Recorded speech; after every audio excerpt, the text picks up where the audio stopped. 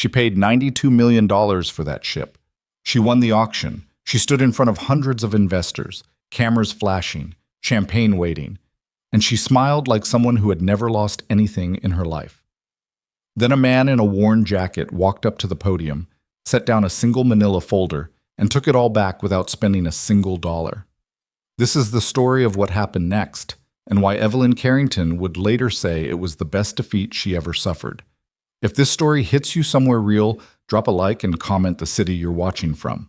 I want to see how far this thing travels. Now settle in, because this one's going to take a while. The morning of the auction, the fog hadn't lifted yet over Boston Harbor. It hung low over the water like something that couldn't make up its mind, clinging to the piers and the hulls of docked vessels, muffling the sound of early traffic on the bridge. It was the kind of morning that made the city feel older than it was, heavier, slower, like it was carrying something it hadn't put down in a long time. Evelyn Carrington's car pulled up to the Meridian Event Center at 7:43 a.m. She was 17 minutes early, which was unusual for her, but she had been awake since 5. She told herself it was because of the time zone. She'd flown in from a conference in London 2 days before, but that wasn't entirely honest. The truth was she hadn't been sleeping well for weeks, and this auction was most of the reason why. She stepped out of the car without waiting for her assistant to open the door. That was a habit her mother had tried to break her of years ago. "You look impatient," her mother used to say. "Powerful women are never in a hurry." Evelyn had spent most of her adult life proving that wrong. She was 30 years old, the youngest CEO in Carrington Maritime Group's 112-year history, and she moved through the world like someone who knew exactly how much space she was entitled to. Not arrogant, at least she didn't think of herself that way. Confident, prepared. She had earned every title she held, and she wasn't shy about the effort it had taken. Her assistant, Marcus, scrambled out of the passenger side with a tablet already unlocked. He was 26, efficient almost to the point of nervousness, and he had learned over the past year that the best way to survive working for Evelyn Carrington was to be half a step ahead at all times. "Registration's on the second floor," he said, matching her pace. "They've confirmed the Aldrich is the centerpiece lot. Estimated opening bid around $60 million. Hendricks from the acquisition team arrived an hour ago to set up." "Good." Evelyn kept walking. "Any competing bidders worth noting?" Marcus hesitated, just slightly, but she caught it. "There are a few institutional buyers registered, a couple of private collectors. One name came up late that we didn't have in the pre-auction brief." He swiped on his tablet. "Owen Mercer, based out of Caldwell Cove, Maine, registered under a company called Mercer Yards LLC." Evelyn slowed her pace just enough to glance at the screen. The entry was sparse. A small shipyard. A single address. A name she didn't recognize. Net assets? "We couldn't get a clean number. The company's privately held and pretty small. Revenue last year was..." He paused. "Just under 400,000. She looked at him, then back at the door ahead of her. "So he's not a real bidder?" "Probably not. He may just be attending." She nodded and kept moving. That was the last time she thought about Owen Mercer for the next 3 hours. The Meridian's main hall had been transformed for the occasion. Maritime auctions of this scale didn't happen often, and the organizers knew it. The room smelled of fresh flowers and old money, a combination that Evelyn had grown up in and never quite gotten used to. Round tables filled the center, surrounded by a mix of suits and blazers, and at least 2 men in naval dress whites, who seemed to be there for the atmosphere more than the bidding. The Aldrich, officially designated the Aldrich Crown in its original registration papers, was displayed in photographs along both walls, large prints that showed the vessel from every angle. She was a 1962 ocean-class luxury cruiser, 89 feet, teak decks, brass fittings throughout, twin restored engines that had been rebuilt 3 times over 6 decades. She had been commissioned by a shipbuilding family named Aldrich back when that name still meant something in New England maritime circles. She had survived 2 hurricanes and 1 catastrophic engine fire. She was, by almost any standard, irreplaceable. Evelyn had wanted her for 2 years. It wasn't sentiment. She'd learned early to be suspicious of sentiment in business. The Aldrich Crown represented something specific and strategically valuable, a flagship asset that would anchor the new Carrington Heritage Collection, a division of the company her Uncle Richard had proposed, and she had quietly reimagined into something better. The ship would be restored, displayed at events, loaned to maritime museums, and photographed endlessly for the brand campaign her marketing team had spent 6 months designing. It was culture. It was legacy. It was a story that money could buy. She sat down at the reserved table near the front and accepted a coffee she didn't need.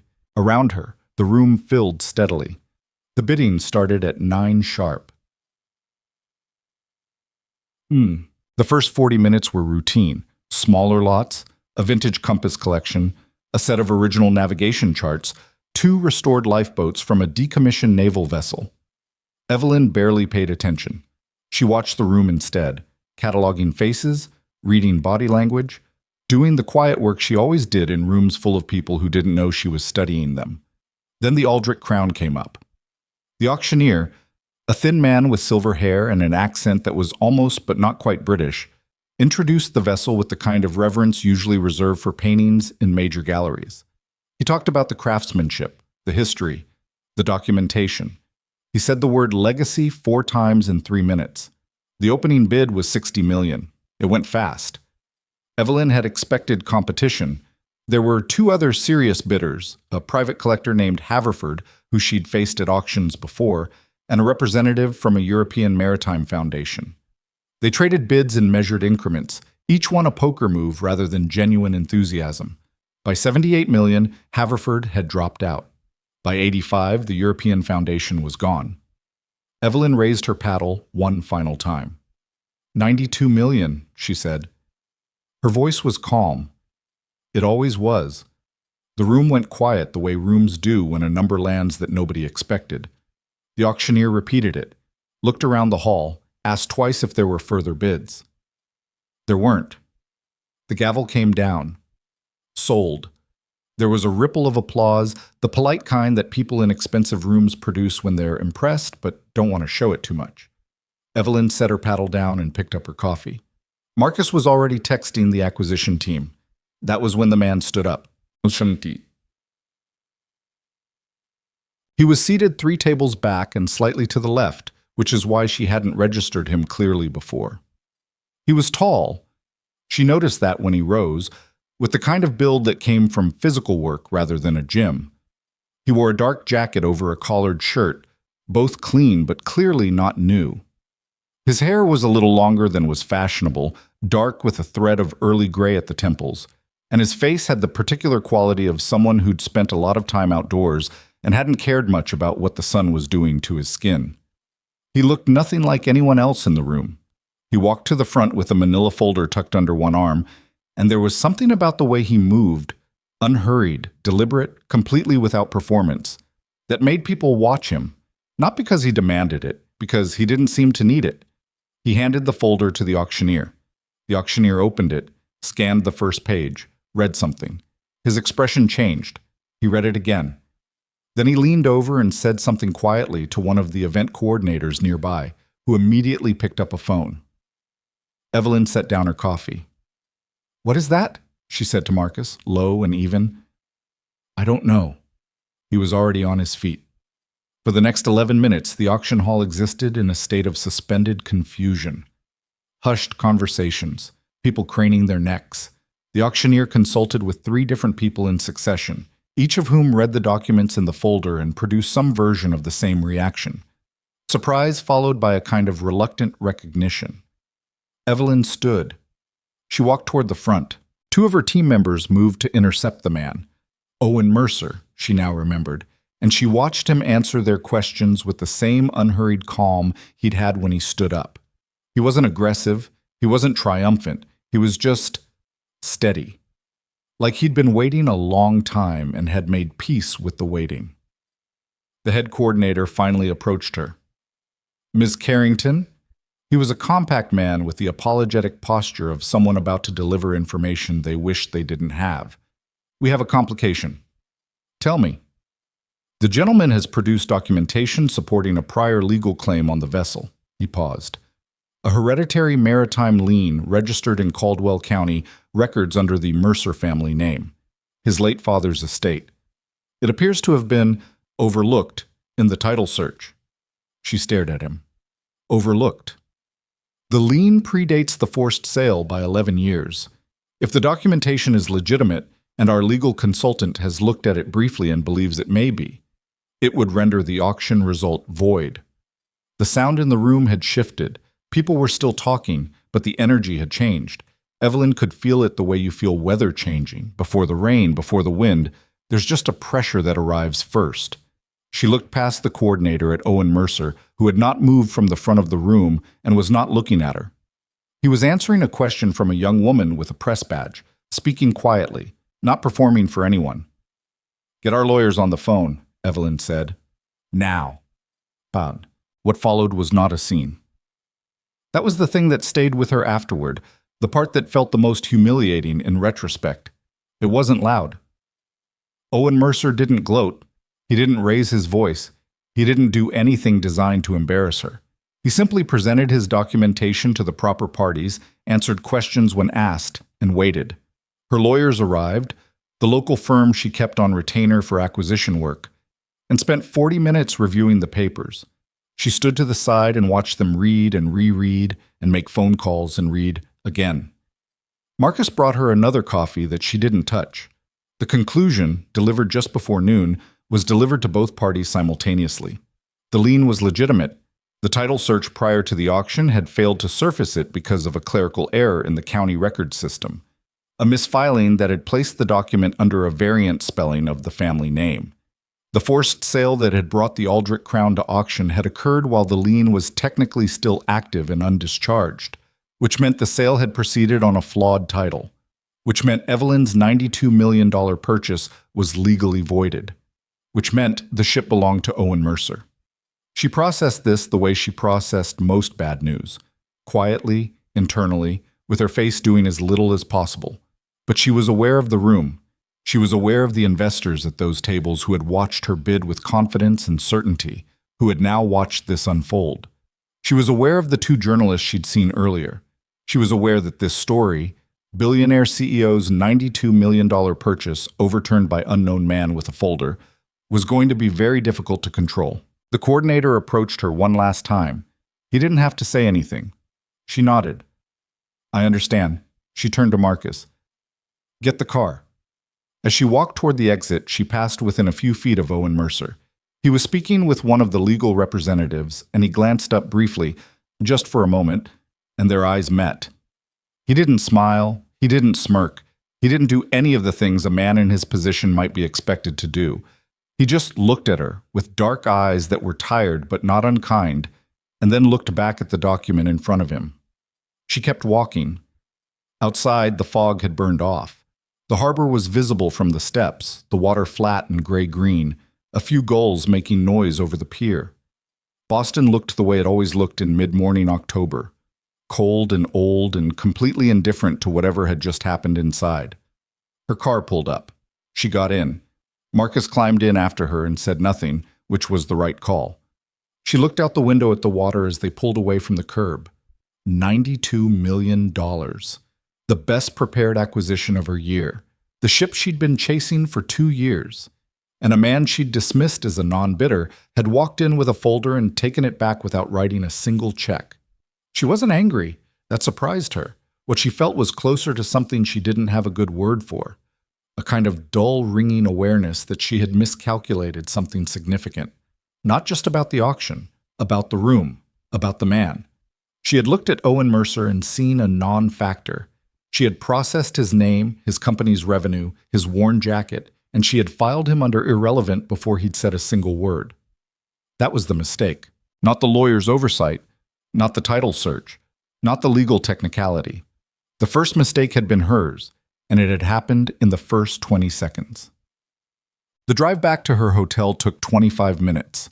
She spent most of it on the phone with her general counsel, a sharp woman named Patricia Oakes, who had handled worse than this and had the voice to prove it. "We need to understand the full scope of the lien," Patricia said. "If it was a legitimate hereditary claim and the title was flawed, we don't have grounds to contest. But I want to know how that misfiling happened. Somebody should have caught it." "Find out." Evelyn moved to the next thing. She always moved to the next thing. What's the exposure? Reputational, mostly. The financial exposure is contained. We didn't transfer funds yet. We were still in the cooling period, so we recover the deposit. The bigger issue is the story. It's already on 2 maritime trade sites. I know. Do you want us to reach out to the Mercer party? There may be grounds for a negotiated purchase if he's willing to. No. The word came out faster than she intended. She softened it. Not yet.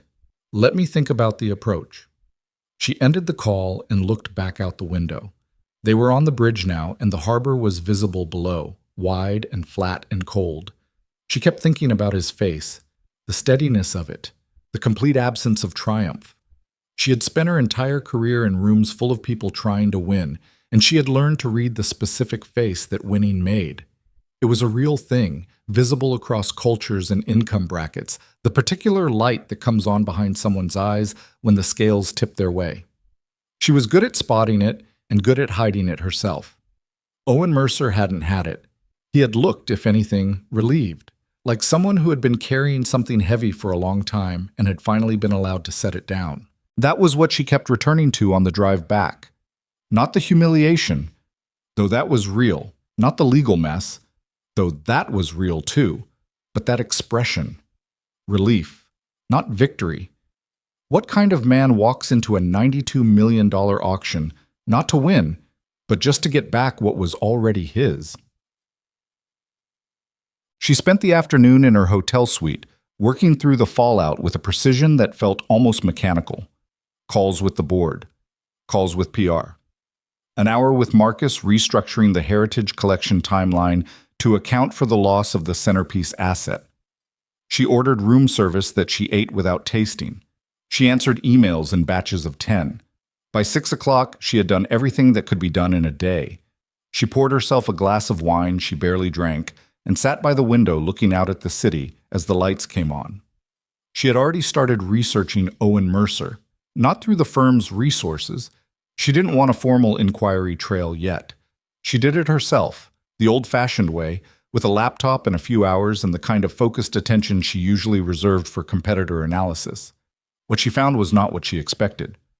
The Mercer family had been building ships in Caldwell Cove, Maine for 3 generations.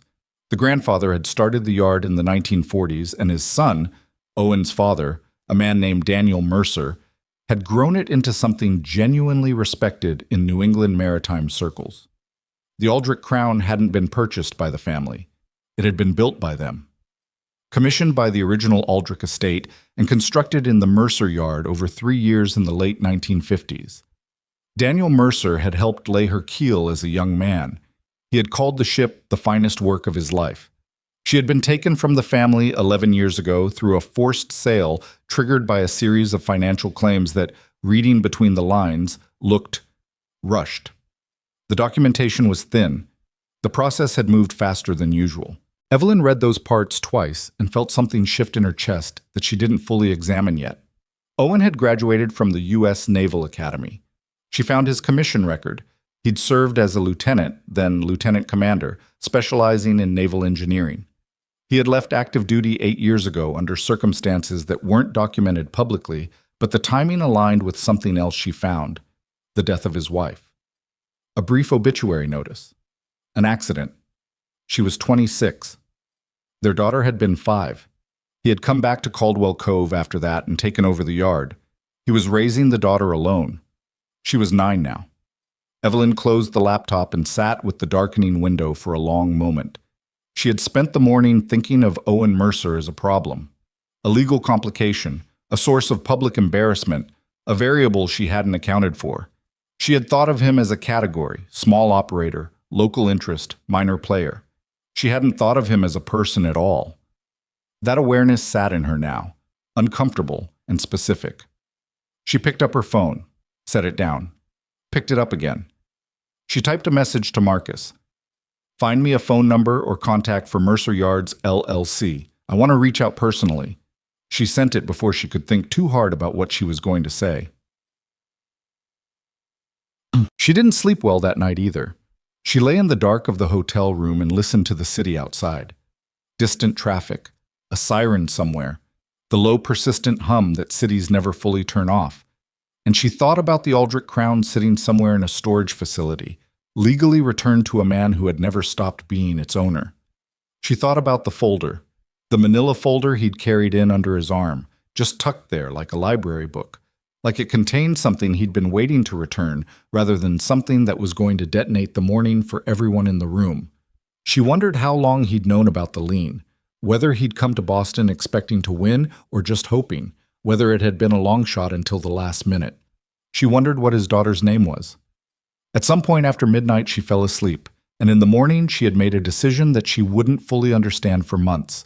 She was going to drive to Caldwell Cove, Maine, not to negotiate, not to make an offer, just to see it, see the yard, see the man in his actual context, not in an auction hall where she had all the advantages and still managed to lose. She was 30 years old and had been running a company for 3 years and had never once lost something she'd decided she wanted. Not like this. Not to someone she hadn't taken seriously. She wanted to understand how it had happened. More than that, and she only admitted this part quietly to herself in the honest gray light of a Boston morning, she wanted to understand him. Marcus had the contact information by 8 a.m., not a phone number. The yard didn't have much of a web presence, and the number listed went to a machine that hadn't been updated since the previous year. But there was an email address, and there was a physical address, and there was a map that showed Caldwell Cove was 4 hours northeast by car. She told Marcus she'd be driving up the next morning. He looked at her the way he always looked when she was about to do something that wasn't on any schedule he'd helped create. A brief, perfectly controlled flicker of concern before the professional mask came back down. Should I arrange? No. She cut him off, not unkindly. I'm going alone. He nodded. He'd worked for her long enough to know when not to push. She spent the rest of the day in Boston dealing with the remaining fallout from the auction. A board call that was awkward but manageable. A statement drafted and released that was accurate and revealed almost nothing.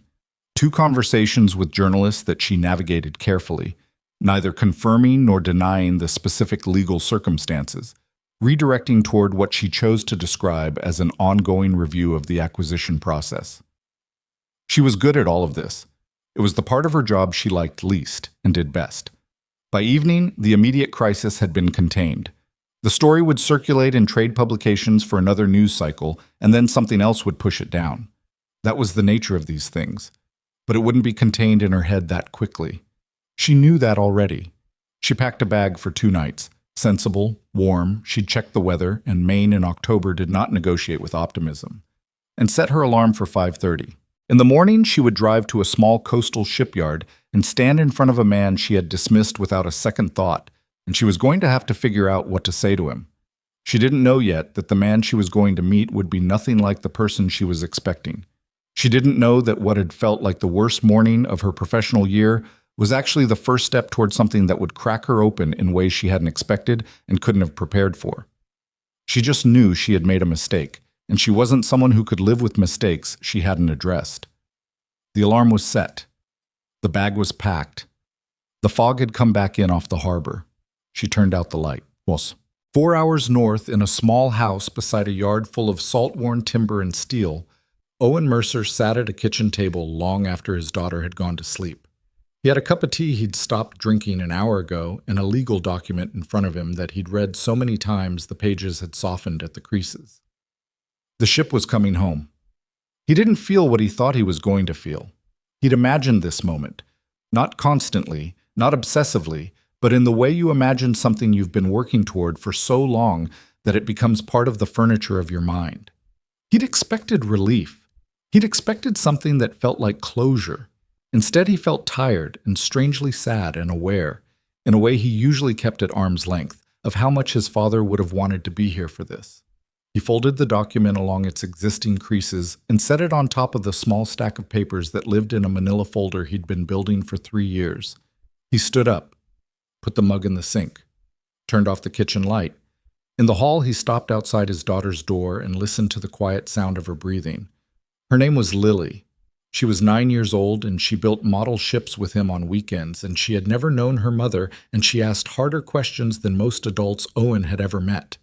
He had told her, in the simplest terms he could manage, that the ship her grandfather had built was coming back to them. She had thought about it for a moment. Lily always thought before she spoke, a quality he found remarkable in a 9-year-old. And then she had said, "Is it because Grandpa was right all along?" He had said yes, Grandpa was right all along. She had nodded, satisfied, and gone back to the model she was working on. Owen went to his own room and lay down on a bed that had felt too wide for 4 years and stared at the ceiling in the dark. Tomorrow, there would be more paperwork, more calls with the attorney. The logistics of moving the ship were going to be complicated and expensive in ways he hadn't fully planned for yet. There would be time for all of that. Tonight, he just let himself feel the weight of what had happened. All of it, the years of it, the cost of it, and didn't try to organize it into anything manageable. The harbor was about 200 yards from the house. On nights with the wind in the right direction, you could hear the water if you left the window open. He left it open. He was asleep before the hour changed. The drive to Caldwell Cove took 4 hours and 12 minutes, and Evelyn spent most of it second-guessing herself. Not about going. She'd made that decision, and it held. She second-guessed the why, which was different. In the clean logic of a boardroom, showing up unannounced at a man's workplace 2 days after he'd legally dismantled your $92 million acquisition looked less like accountability and more like something she didn't have a comfortable word for. Obsession was too strong. Unfinished business was too vague. She stopped for gas somewhere past Portsmouth and stood beside the car in the cold and looked at the tree line and admitted, in the quiet way she admitted things to herself when there was no one around to watch her do it, that she was nervous. Not the pre-presentation kind of nervous, not the controlled alertness she'd trained herself to perform before high-stakes meetings. Something more unruly than that, something that didn't respond to preparation. She got back in the car and kept driving. The Maine coast in October had a particular quality she hadn't expected, not the postcard version she'd filed away somewhere in the back of her mind. All lighthouses and autumn foliage and charming storefronts. The real version was sharper than that, colder. The trees had turned, but a lot of them had already dropped, leaving the branches bare against a sky the color of old pewter. The small towns she passed through had the look of places built for function rather than beauty, weather-worn and self-sufficient, the kind of towns that didn't need you to admire them. Caldwell Cove appeared around a bend in the coastal road without much announcement. A gas station, a diner, a post office the size of a large closet, a hardware store with handwritten signs in the window. And beyond the main street, visible almost immediately, the harbor, small, protected by a natural curve of land on 3 sides, the water dark and flat in the late morning light. The yard was at the south end of the harbor. She almost missed the turn because the sign was small and slightly crooked. Mercer Yards in plain black letters on weathered wood. She pulled onto a gravel drive that was more frost-heaved than road and followed it down toward the water.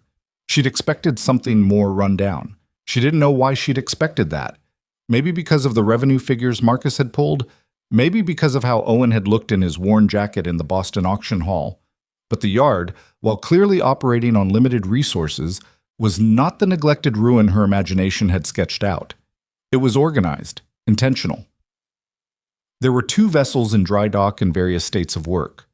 Tools arranged with the kind of habitual care that came from years of knowing where everything needed to be. The buildings were old but maintained. Someone had repaired the roof on the main workshop recently. The shingles were new against the older ones, like a patch on a coat. She parked and sat in the car for a moment. Through the windshield, she could see a man working on one of the dry-docked hulls, up on scaffolding about 15 feet off the ground, doing something to the hull planking with a tool she didn't recognize. He hadn't looked up when she pulled in. She got out of the car. The air hit her immediately, cold and salt-heavy, with an underneath smell of wood and oil and something metallic that she associated vaguely with industry. The gravel crunched under her boots as she walked toward the dock area, and that was when the man on the scaffolding looked down. It was Owen Mercer. He looked different here than he had in Boston. In the auction hall, dressed for the occasion, however modestly, he had been legible in a certain way. Here, in a canvas work coat and worn gloves, with a streak of something dark on his forearm and sawdust in his hair, he was harder to read. He looked at her for a moment without expression. Then he set down his tool and climbed down the scaffolding with the unhurried efficiency of someone who'd done it 10,000 times. He was taller than she'd registered in Boston, a few inches over 6 feet. He moved the way people moved when they were used to physical space, not performing it, just occupying it. He came to a stop about 6 feet from her and looked at her steadily. "Miss Carrington," he said. His voice was even, not warm, not cold, just level. "Mr. Mercer." She'd rehearsed an opening on the drive up, and now every version of it felt wrong. "I drove up from Boston. I should have called first. I didn't have a number." "You could have emailed." "I know." She met his eyes. "I thought this should be in person." He studied her for a moment, not hostile, but not particularly welcoming either, and then he pulled off one glove and gestured toward the main building. "There's coffee inside if you want it." She followed him in. The interior of the main workshop was warmer than the outside by maybe 10 degrees, which was enough. It smelled of wood shavings and motor oil and coffee that had been sitting on a burner for too long. One wall was covered entirely with technical drawings, hull plans, cross-sections, something she recognized as a rigging diagram, pinned up in overlapping layers. A work table ran most of the length of the space, covered in tools and plans and pieces of hardware, organized in a system that probably made sense to someone who understood it. Owen poured 2 mugs of coffee without asking how she took hers, which she found she didn't mind. He handed her one and leaned back against the work table with his arms crossed, not aggressively, just comfortably, like a man in a place he'd been standing for a long time. She wrapped both hands around the mug. "I came to apologize," she said. Something shifted in his face. Barely, but she caught it. "For what specifically?" "For the auction. For the way I handled it afterward. My team was not gracious." "Your team was doing their job." He said it without heat. "They were supposed to challenge the claim. That's reasonable." "They were more than challenging. They were—" She paused. "They implied the documentation was forged, to your attorney, directly." He looked at her for a moment. "I know. That was wrong, and I should have stopped it sooner." She held his gaze. "The lien was legitimate. The title was flawed. You were entitled to that vessel from the beginning, and my people spent 2 hours treating you like a fraud." He didn't say anything for a moment. He looked down at his coffee, then back up. "Was that the only reason you drove 4 hours?" he said. The question landed simply, with no particular edge to it, but it was precise. He wasn't letting her off with a clean apology and a handshake. He was asking what she was actually doing here. She appreciated that more than she expected to. "No," she said. "I also wanted to understand what happened, the whole picture, not just the legal piece." "Why?" "Because I made assumptions about you that I shouldn't have made, and those assumptions affected how I prepared for that auction, and I ended up—" She stopped, started again, more honestly. "I underestimated you. I looked at your company's numbers and your name, and I filed you away as someone who wasn't worth paying attention to. And that was a mistake, not just tactically. It was—" She searched for the right word and didn't quite find it. "It wasn't right." Owen looked at her with the same quality she'd noticed in Boston. That steadiness, that absence of performance. Like he was listening to the actual words rather than building his response while she was still talking. "You've been in business long enough to know that happens all the time," he said. "People get written off based on surface information. It's not unusual." "I know. I've had it done to me." She paused. "That's probably why I'm here." That wasn't something she'd planned to say. It came out because it was true, and she was too tired from 4 hours of driving and 2 days of controlled damage management to dress it up. Owen was quiet for a moment. Then he uncrossed his arms and reached for his coffee. "What do you want to know?" She exhaled, just slightly. "Tell me about the ship." He talked for almost an hour, not because she pushed him. She asked a few questions early on, and then mostly listened, which was a skill she'd had to teach herself because it didn't come naturally. Owen talked about the Aldrich crown the way you talk about something that's been part of your life for so long. It's become its own kind of language. Not sentimentally, he wasn't that kind of man, she was learning, but specifically. He He talked about the design work his father had done, the particular challenges of working with the teak they'd sourced for the decks, the way the hull had been shaped to handle the specific sea conditions off the New England coast, not just aesthetically, but functionally. My father said she was built like an argument, Owen said at one point, that every line on her was a reason, nothing decorative that didn't also do something. That's unusual for a luxury vessel. That was unusual for my father. He didn't understand the difference between beauty and function. He thought they were the same thing. He paused. He was usually right. When did you know the sail was wrong? She watched his face carefully when she asked it. He set down his mug. A few weeks after it happened, I was still on active duty. My father called me. He didn't call often. He wasn't a phone person. And he told me what had happened, that the leans had come through and the sail had been forced and the ship was gone. He was quiet for a moment. He sounded diminished. I don't have a better word for it, like something had been taken out of him. What did the liens claim? Outstanding debts on contracted work? 3 separate clients, supposedly, who were claiming the yard had defaulted on delivery timelines. The amounts were large enough, and the claims came close enough together that the court moved fast. He said it flatly. The thing is, I knew those contracts. I'd grown up watching my father do that work. 2 of the clients had already paid. The third, he stopped, picked up a pen from the work table and turned it in his fingers without writing anything. The third was a shell company. We found that out later. Nobody could trace who actually owned it. Evelyn was very still. Did you pursue it at the time? My father tried. He was in his 60s. He didn't have money for the kind of legal fight that required, and he was... Owen set the pen down. He was tired. The yard was struggling. Losing the ship took something out of him that he didn't get back. A pause.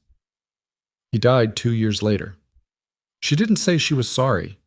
He wasn't asking for that. She let the statement sit.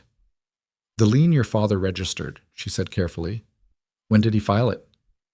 6 months after the sale, when the attorney told him there might be grounds. He looked at her directly. He never stopped believing the ship would come back. He just didn't live to see it. That was the sentence that did something to her. Not because of the sentiment of it, but because of the way he said it. No performance in it. No bid for her sympathy. Just a fact he'd been carrying around for years, worn smooth with handling. She looked at the drawings on the wall. Who owned the shell company? We never established it definitively. He said it carefully, not evasively. She'd learned enough about him in the past hour to trust that distinction. The trail went through 2 holding companies and a Delaware registration and then stopped. Our attorney believes we'll find more now that the fraud has been confirmed, but at the time, he spread his hands slightly. We didn't have the resources to dig that deep. I do, she said. He looked at her. Have resources. Legal, investigative. She said it without fanfare, just as information. If the fraud is what you're describing, fabricated liens, a shell company, a forced sale that shouldn't have happened, that's potentially actionable. More than potentially. I know. Have you pursued it?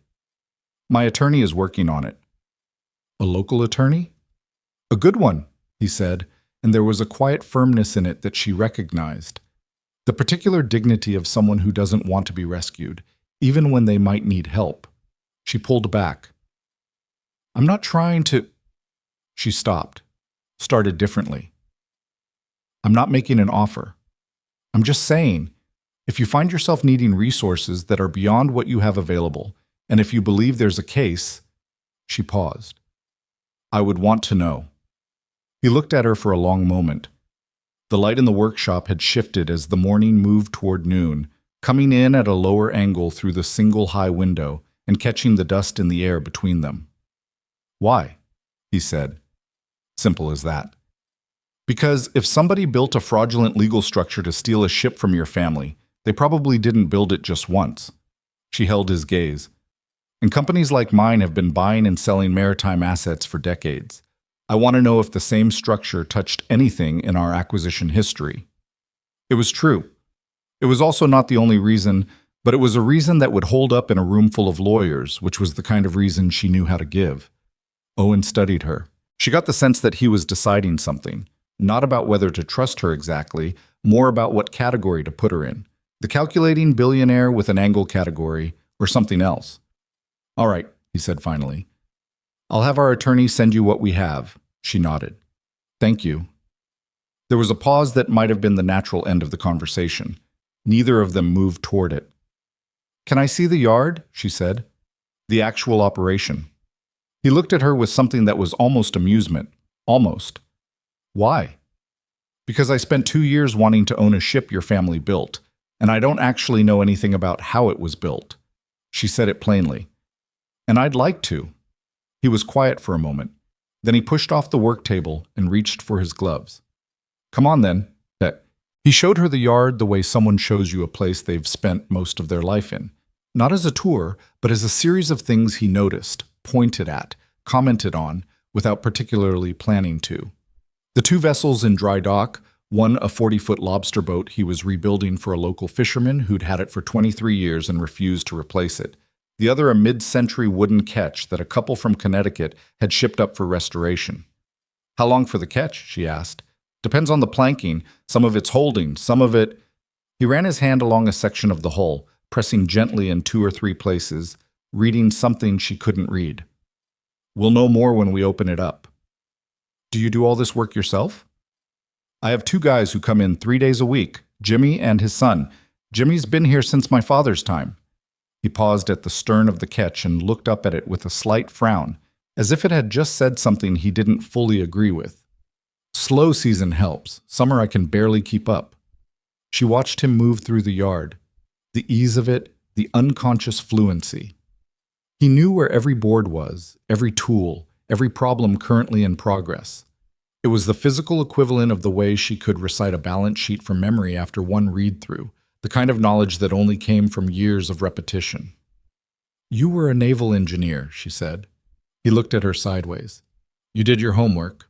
After the auction, yes. She didn't apologize for it. Lieutenant Commander, you specialized in hull design and structural systems. Among other things. Why did you leave? He was quiet for a moment. They had reached the edge of the yard where the dock extended over the water, and he stopped there and looked out at the harbor. A few boats were moored in the protected water, a lobster boat, 2 smaller vessels she couldn't identify. My wife died, he said simply. My daughter was 5. I needed to be in one place. She'd known this from her research. Hearing him say it was different from reading it. And this place is home. He said it without sentimentality, the way you say things that are just facts. Lily's grown up here. She knows everyone on this dock. She knows the tides. A pause. She builds model ships. Something in his face changed when he mentioned his daughter. Not dramatically. He wasn't the dramatic type. But a fraction of the guardedness that he wore like a second coat came off. Just slightly, for just a moment. How old is she now? 9. And then, as if he'd said more than he intended, he turned away from the harbor and started back toward the workshop.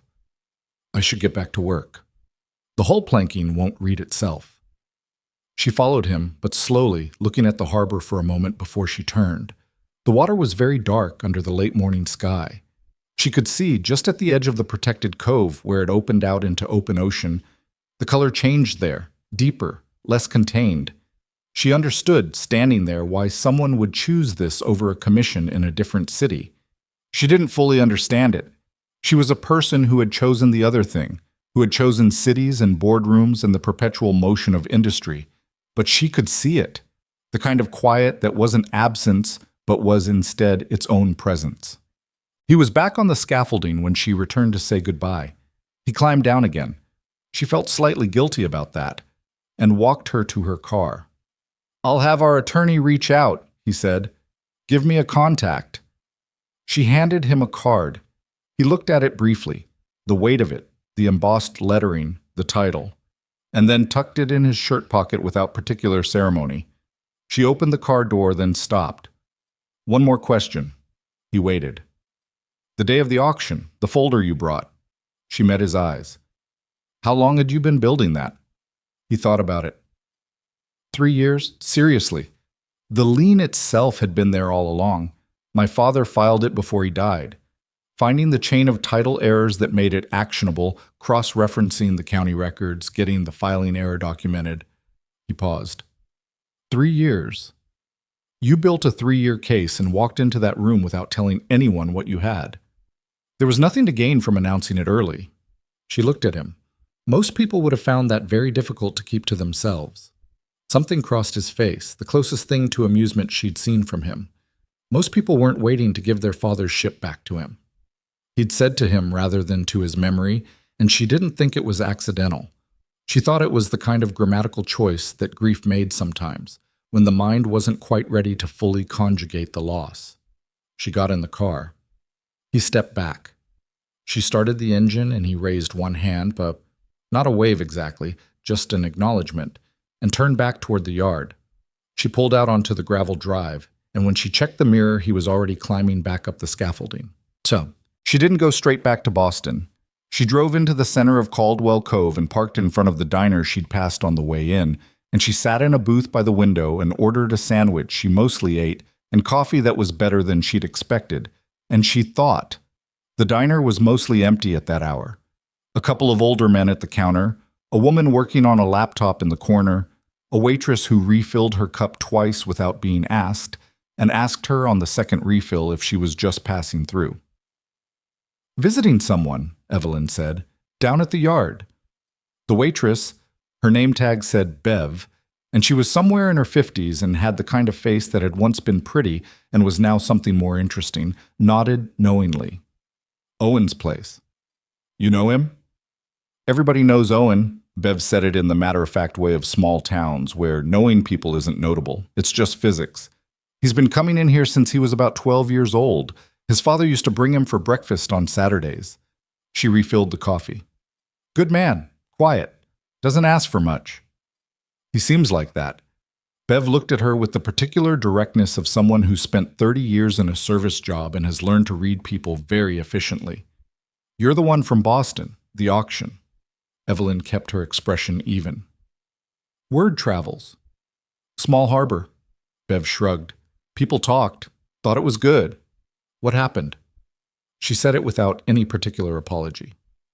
That ship belongs here. Always did. I know, Evelyn said, and she meant it more than she'd expected to.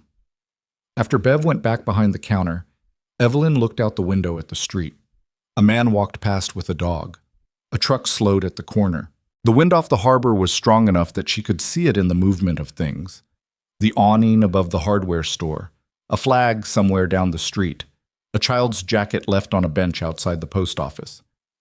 She thought about the documents Owen had described, the fabricated liens, the shell company, the speed of the forced sale.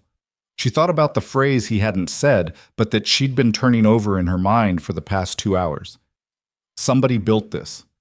This wasn't a clerical error. This wasn't opportunism. This was constructed, planned, executed with the kind of legal precision that required someone who understood the maritime lien process specifically, its timelines, its documentation requirements, its pressure points. That narrowed things considerably.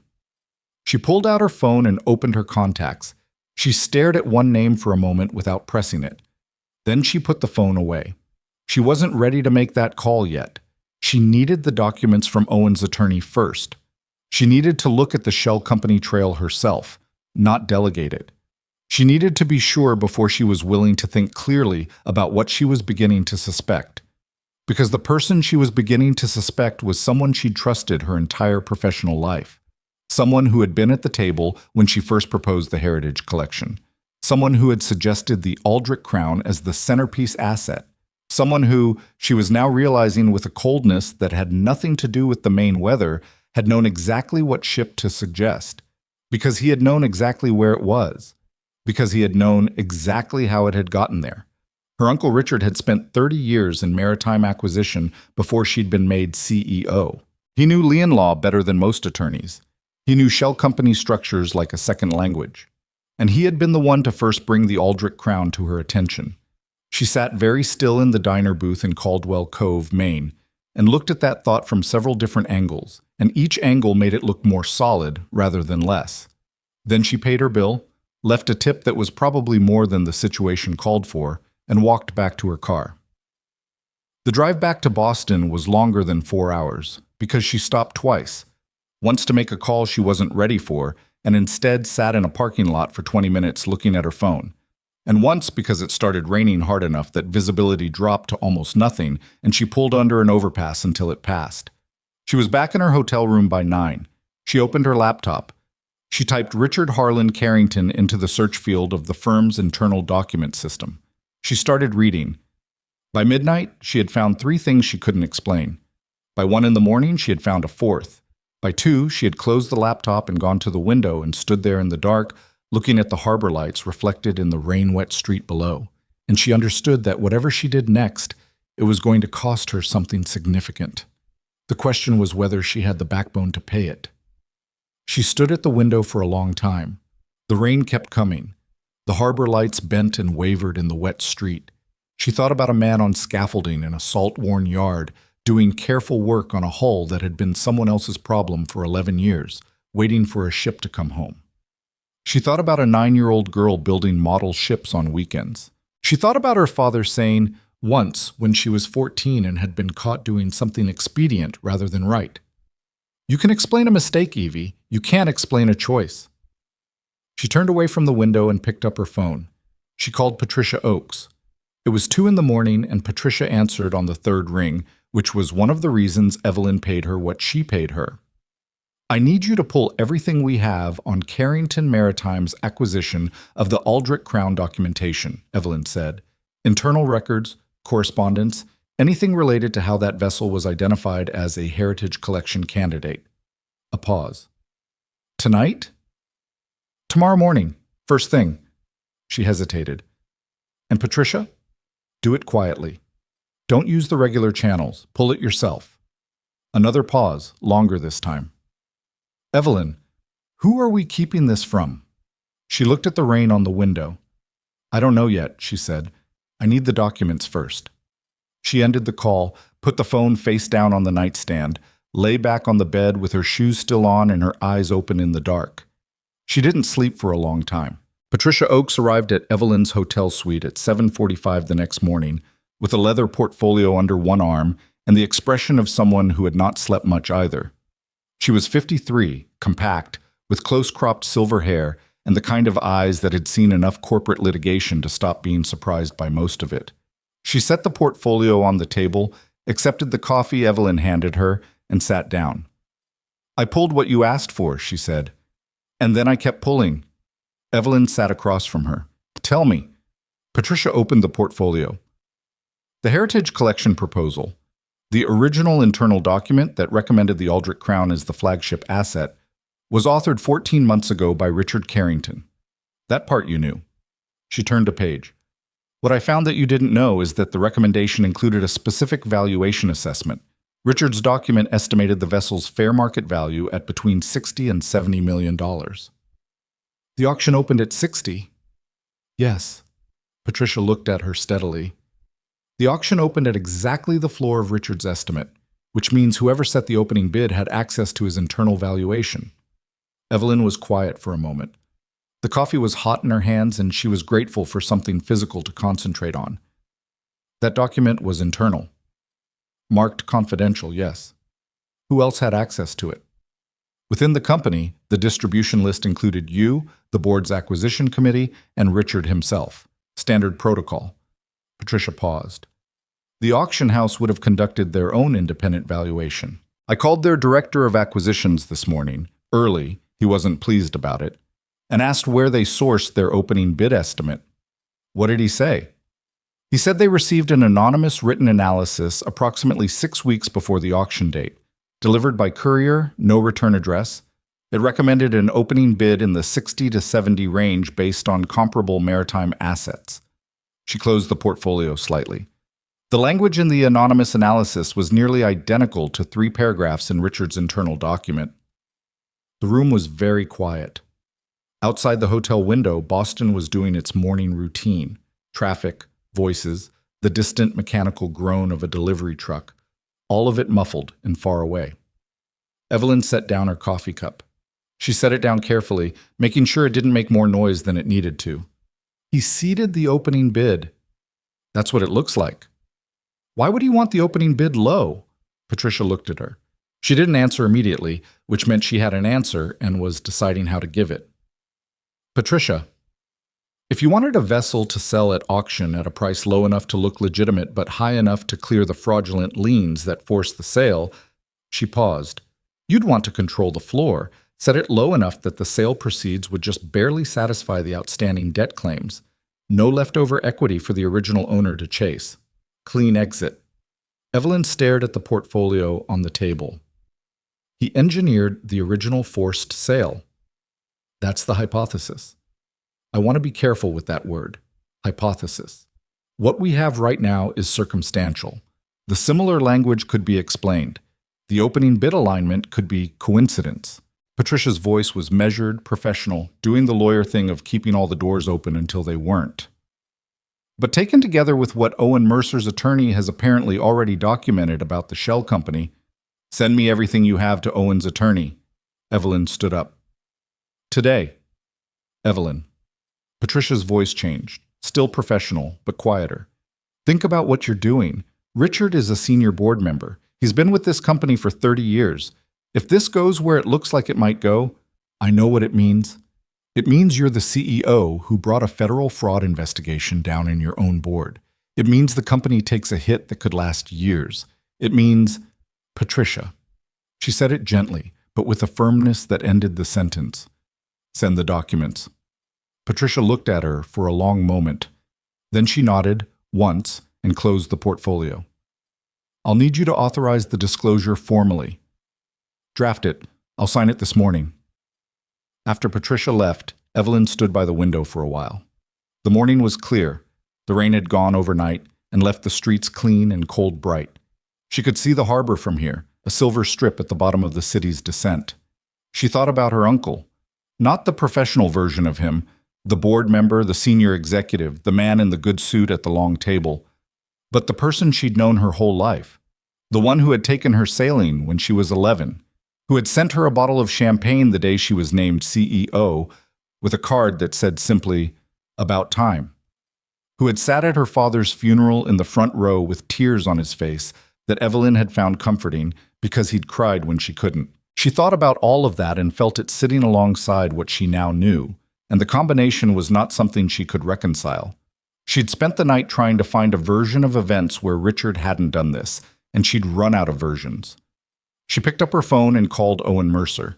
He answered on the fourth ring, which she was starting to think was just how he answered. Not immediately, not in a rush, when he got to it. Mercer. It's Evelyn Carrington. A pause. I have something to tell you. I'd rather not do it over the phone. Can I come back up? A longer pause this time. When? Tomorrow. If that works? She heard something in the background, the sound of tools or water or both. Then, all right. She drove back to Caldwell Cove the following morning. Same coastal road, same pewter sky, same crooked sign at the gravel drive. But this time when she pulled in, there was a small figure sitting on the dock at the edge of the yard, dangling her legs over the water with the complete fearlessness of a child who'd been doing it since she could walk. Evelyn parked and got out. The girl looked up. She had Owen's coloring, dark hair, dark eyes, but her face was its own thing, open and considering in a way that Owen's rarely was. She was wearing a coat 2 sizes too big for her that was clearly Owen's, the sleeves rolled up multiple times, and she was holding something in her lap. A model ship. Unfinished, Evelyn could see even from a distance. Hi, the girl said, without shyness. Hi, Evelyn said. I'm Evelyn. I know. Dad said you were coming. She tilted her head slightly, with the direct appraisal of a child who hadn't learned yet to soften her observations. You're the one who tried to buy our ship. That's me. The girl considered this. It was a mistake, she said, not unkindly, just factually. You didn't know about the lien. No, Evelyn agreed. I didn't. Dad knew. And there was something in how she said it. Not boastful, just certain. Pride stripped of any need to perform. He figured it out. He found everything. He did. The girl looked back at the water. I'm Lily. I know, Evelyn said. Your dad mentioned you. That seemed to satisfy something. Lily turned the unfinished model over in her hands, examining a section of the hull. He's inside. He said to come in when you got here. Evelyn walked past her toward the workshop, and when she glanced back once, Lily was already absorbed in the model again, turning it slowly in the watery morning light. Owen was at the work table with his attorney on speakerphone when she came in. He held up one hand, 1 minute, and she waited near the door. The attorney, whose name she gathered was Tom Ridley, was mid-sentence about a filing deadline. Owen listened, asked 2 precise questions, and ended the call. He looked up at her. Whatever he read in her face made him straightforward about it. Tell me. She told him. All of it. Patricia's findings, the internal document, the opening bid, the anonymous analysis delivered to the auction house. She laid it out cleanly, without drama, the way she presented information to the board when she needed them to understand something clearly rather than emotionally. Owen stood very still through most of it. He didn't interrupt.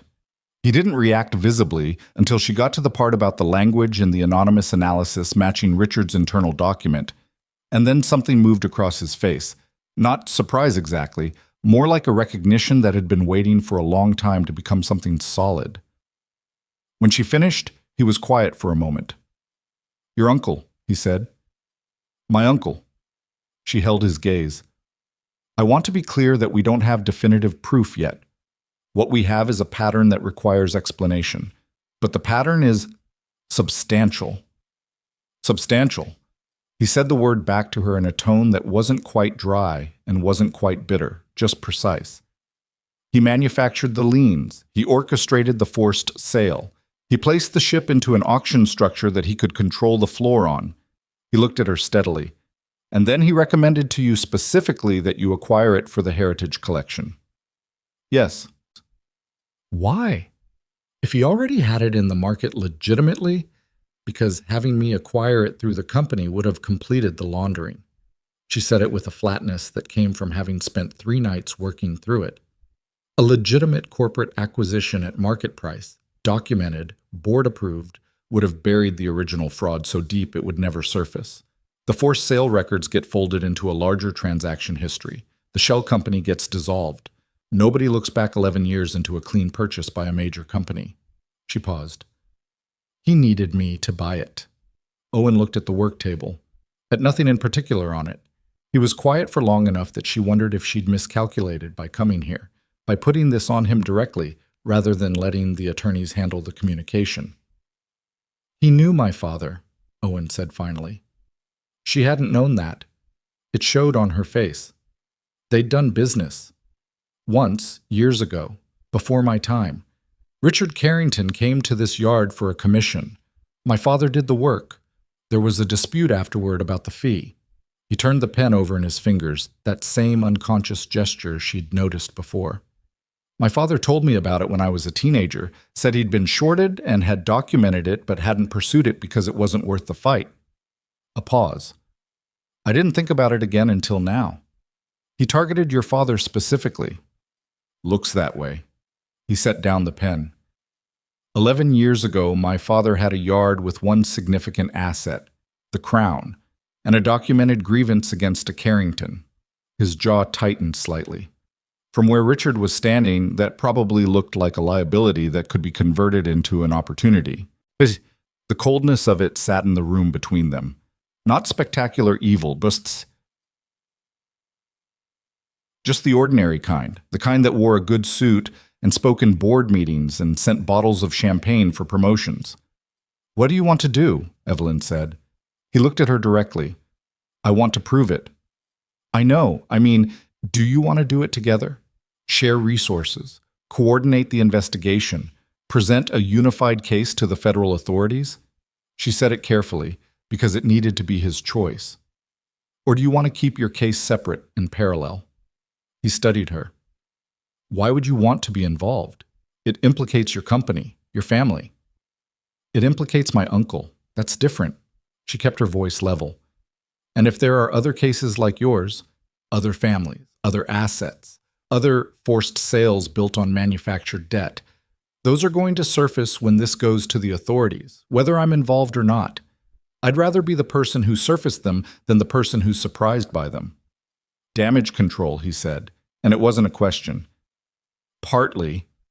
She didn't look away from him. And partly because what was done to your family was wrong, and I have the resources to help fix it, and She stopped, started again. I don't want to be the person who knows about it and doesn't act. Something in his face shifted, not softened. That wasn't the right word for Owen Mercer, she was learning, but the careful distance he kept adjusted, just slightly. Tom Ridley, he said after a moment. My attorney. He'll need to be part of any coordination. Of course. And I make the calls about what goes to the authorities and when, not your legal team. Agreed. And if your company's involvement in this goes beyond your uncle, if there are other people inside Carrington Maritime who knew, then that comes out too, she said. All of it. He looked at her for a long moment. The workshop was quiet except for the sound of wind off the harbor and something creaking in the dry dock outside. All right, he said. The next 3 weeks were the most exhausting of Evelyn's professional life, and she'd had some brutal ones. She moved her operational base from Boston to a rented house in Portland, 40 minutes south of Caldwell Cove, close enough to make the drive when she needed to be in the yard. Marcus relocated with her, deeply confused but professionally committed. Patricia Oakes set up a satellite operation in Portland as well, commandeering a conference room in a law firm whose name Evelyn didn't advertise. The investigation expanded outward the way investigations do, not in a straight line but in widening circles, each piece of evidence pointing towards something else, each something else requiring its own verification. Tom Ridley turned out to be, despite his small-town practice, one of the sharper legal minds she'd encountered. He'd been building the Mercer case quietly for 3 years and had developed a fluency with the documentation that her corporate attorneys had to work to match. The shell company, the one that had filed the fraudulent lien against the Mercer yard, was registered in Delaware under the name Coastal Assets Holding, LLC. Tracing its ownership structure required a forensic accountant and 3 weeks of subpoena-backed document requests. And what they found at the end of the trail was a holding company registered in a different state that listed, as one of its silent partners, a trust bearing a name that was not Richard Carrington's but was, on close inspection, a variant of his wife's maiden name. That's how he insulated himself, Patricia said when the accountant delivered the finding. They were gathered in the Portland conference room. Evelyn, Patricia, Tom Ridley, the forensic accountant, and Owen, who had driven down and was sitting at the end of the table with his jacket on and his arms crossed, listening in the way he always listened. The trust creates one layer of separation. The holding company creates a second. If you don't already know what you're looking for, you stop at the holding company and find a dead end. But if you know what name to look for, Owen said from the end of the table, the trust name becomes visible. Tom Ridley nodded. And with the trust name, we can pull the beneficial ownership records, which we have. He pushed a document toward the center of the table. Richard Carrington is listed as the sole beneficiary of the Harlan Maritime Trust, which means the trust's assets and liabilities are legally attributable to him. The room was quiet for a moment. Evelyn had already known this was where it was going. She'd been moving toward this conclusion for 3 weeks and had had time to process it in increments. But sitting in a room with the document in front of her, with Owen at the other end of the table looking at it with steady dark eyes, was different from processing it alone at a desk at midnight. How many other cases? She said. Do we know yet? The accountant, a careful man named Greenberg who spoke in measured clauses and had the habit of setting down his pen before making significant statements, set down his pen. We found evidence of similar structures in 4 other cases. 3 maritime property transactions from between 12 and 18 years ago, one separate from the maritime sector entirely, a waterfront property deal in Connecticut. He paused. The amounts vary. The Mercer lien was approximately $800,000 in fraudulent claims. The others range from $300,000 to over $2 million. 5 cases, Owen said, that we've found. The timeline of the trust's activity suggests it may have been used for longer than we can currently document. Owen was quiet. He He was looking at the document with the trust records, and Evelyn watched him look at it, and she thought about what it must be like to sit in that chair, to have spent 11 years carrying the weight of something that had felt wrong but couldn't be proven, and now to watch the proof assemble itself piece by piece in front of you in a rented conference room in Portland. She didn't say anything. There wasn't anything appropriate to say. "What's the next step?" he said finally. His voice was even. She'd learned by now that his voice was almost always even, that it was the place where he kept his composure when other things got harder to control. "Federal? We should go to the FBI's Financial Crimes Unit," Patricia said. "We have enough for a referral. We present the Mercer case as the primary, document the pattern across the 5 cases, and let them determine scope." "My father's case," Owen said. "I want it to be the first one on the report, not a secondary example." "It will be," Tom Ridley said. "It's the strongest documented case. It's also the one with the hereditary lien that created the recoverable chain of evidence." He looked at Owen directly.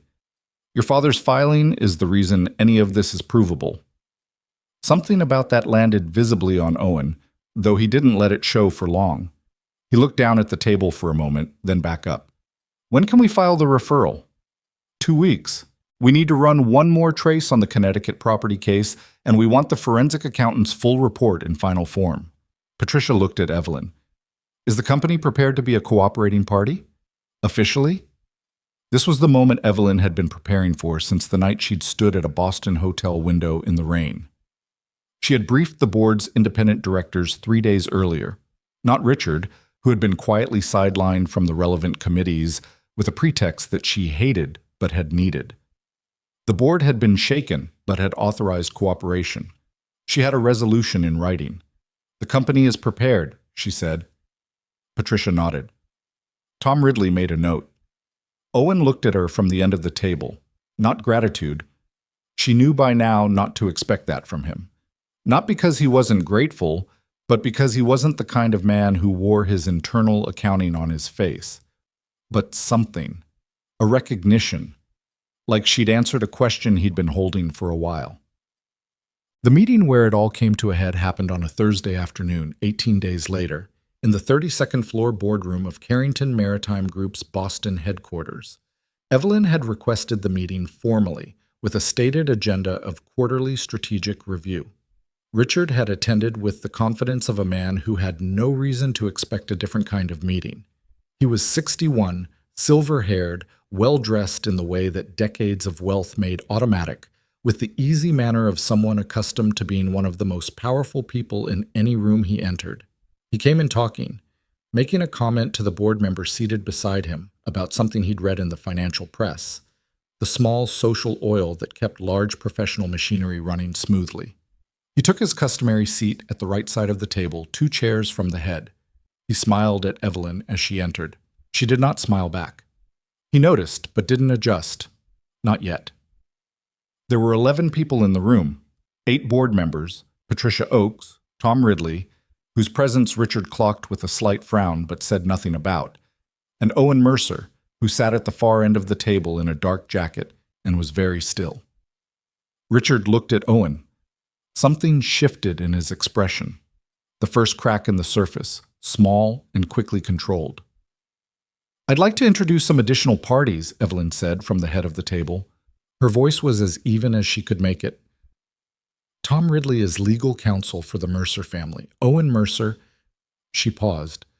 "I think you know who he is." Richard looked at her. He was good. She gave him that. He was very good. The controlled surface stayed almost intact. "I'm not sure this is the appropriate venue for whatever this is."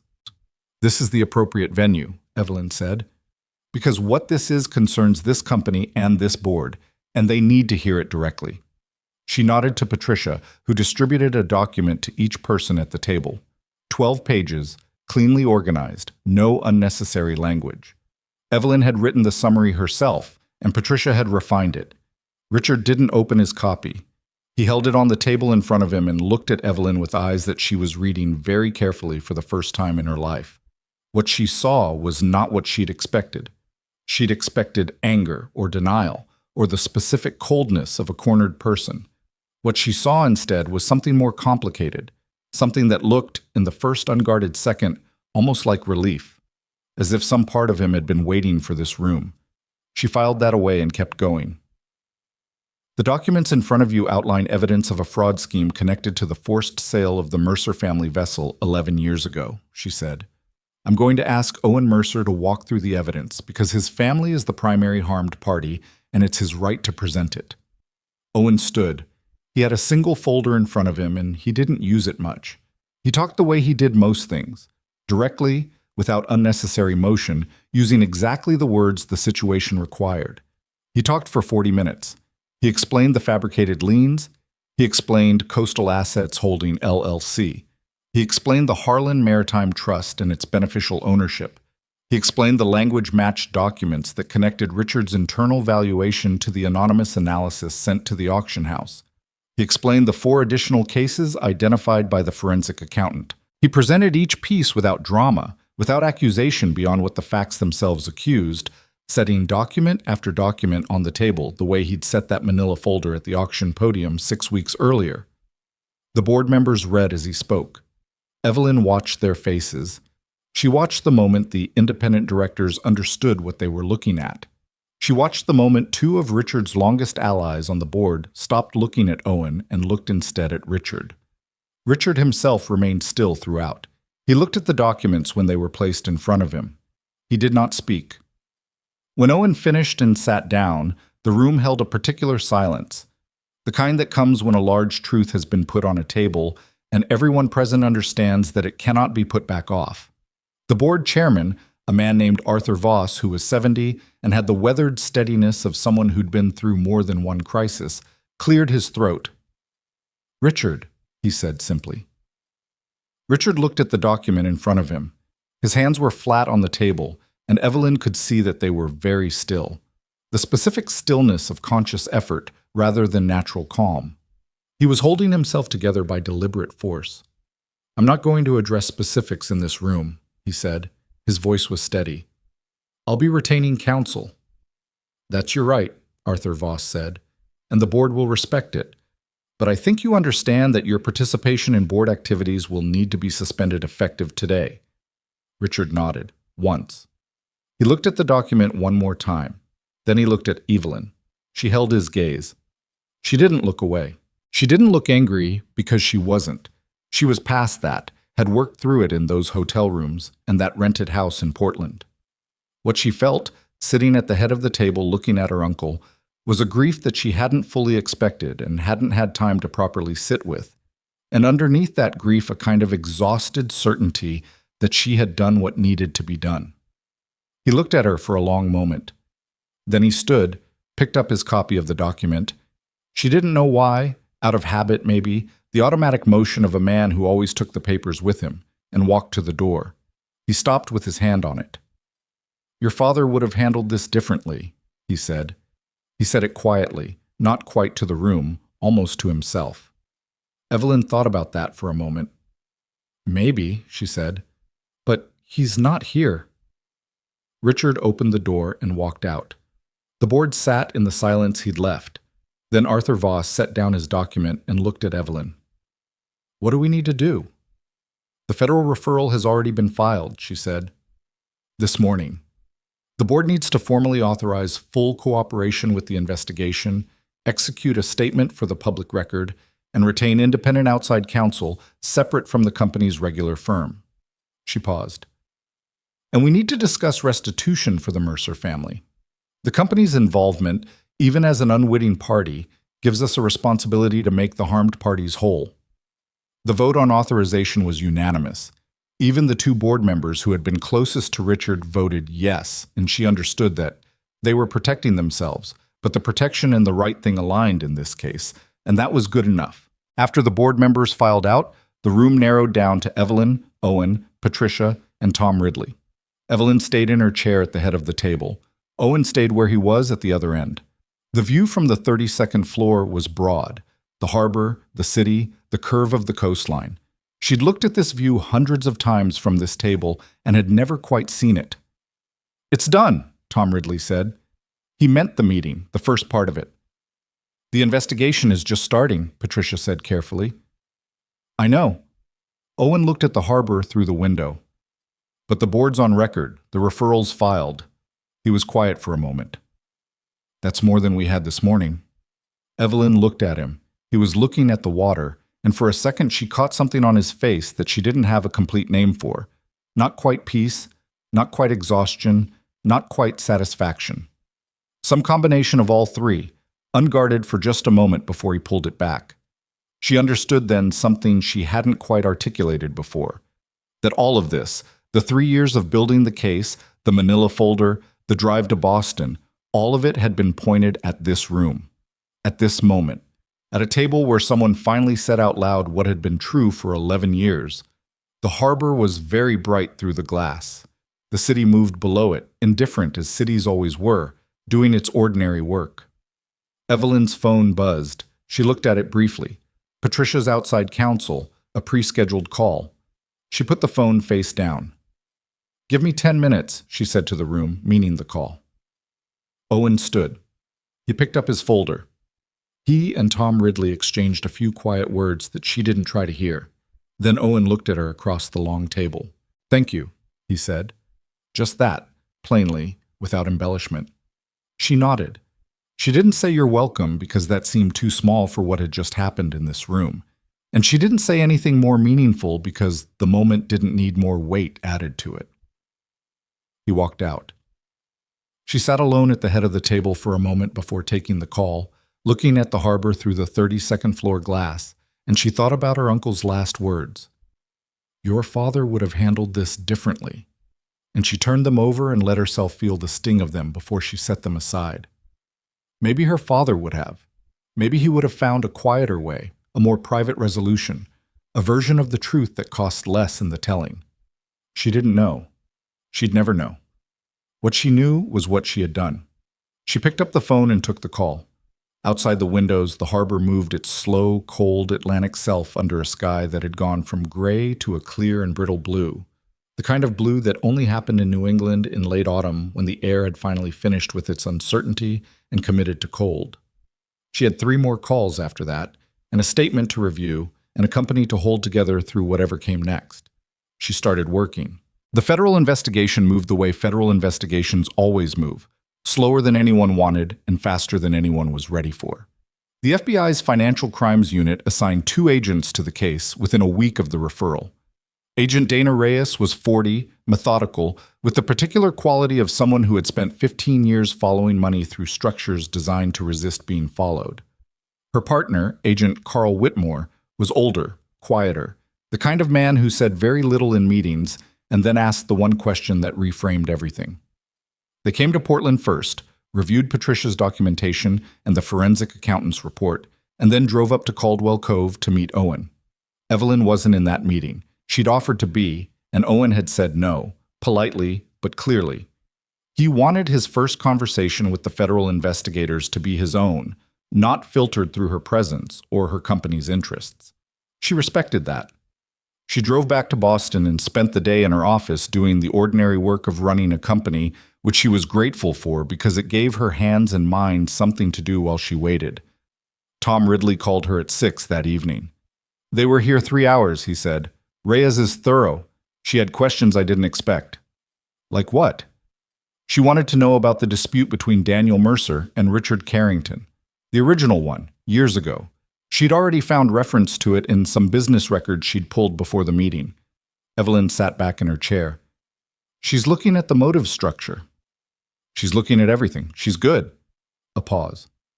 Owen handled it well, told her everything he knew about his father's account of the dispute, which wasn't much. But she wasn't looking for detail. She was looking for confirmation that the relationship existed. Did she say what her timeline looked like? She said she'd be in touch within 2 weeks with a formal interview request for company personnel. Another pause, longer this time. She's going to want to talk to you, Evelyn, about Richard, about what you knew and when. I know. She'd been expecting it. Tell her I'll make myself available whenever she needs. She ended the call and sat in her office as the city outside went dark. The building had emptied around her. Most of her staff left between 5:30 and 6. And by 6:30 it was just her and the cleaning crew and the particular quality of quiet that big offices had when the workday was done. She usually worked until 8 or 9. Tonight she sat and did not work, just let the day's information arrange itself. Richard had retained a defense attorney, one of the expensive ones, a firm in New York that handled white-collar federal cases. Through that attorney, he had communicated that he was prepared to cooperate with the investigation on a limited basis, a statement that both meant everything and nothing depending on how the next few months played out. She hadn't spoken to him directly since the boardroom. She didn't know if she would again. The family dimensions of this were things she dealt with in pieces, at inconvenient times, when they ambushed her. She'd told her mother, which had been a conversation so difficult, she'd had to take a walk afterward and stand in the cold for 20 minutes before she could function again. Her mother had been shocked, and then silent, and then had said, in a voice that sounded very old, "Are you sure?" And Evelyn had said yes, and that had been most of it. They hadn't talked about it again since. They would have to, eventually. Not yet. The Carrington family was not a family that aired its damage easily. That had always been a source of strength and was now a kind of liability. And Evelyn sat with that contradiction and didn't try to resolve it.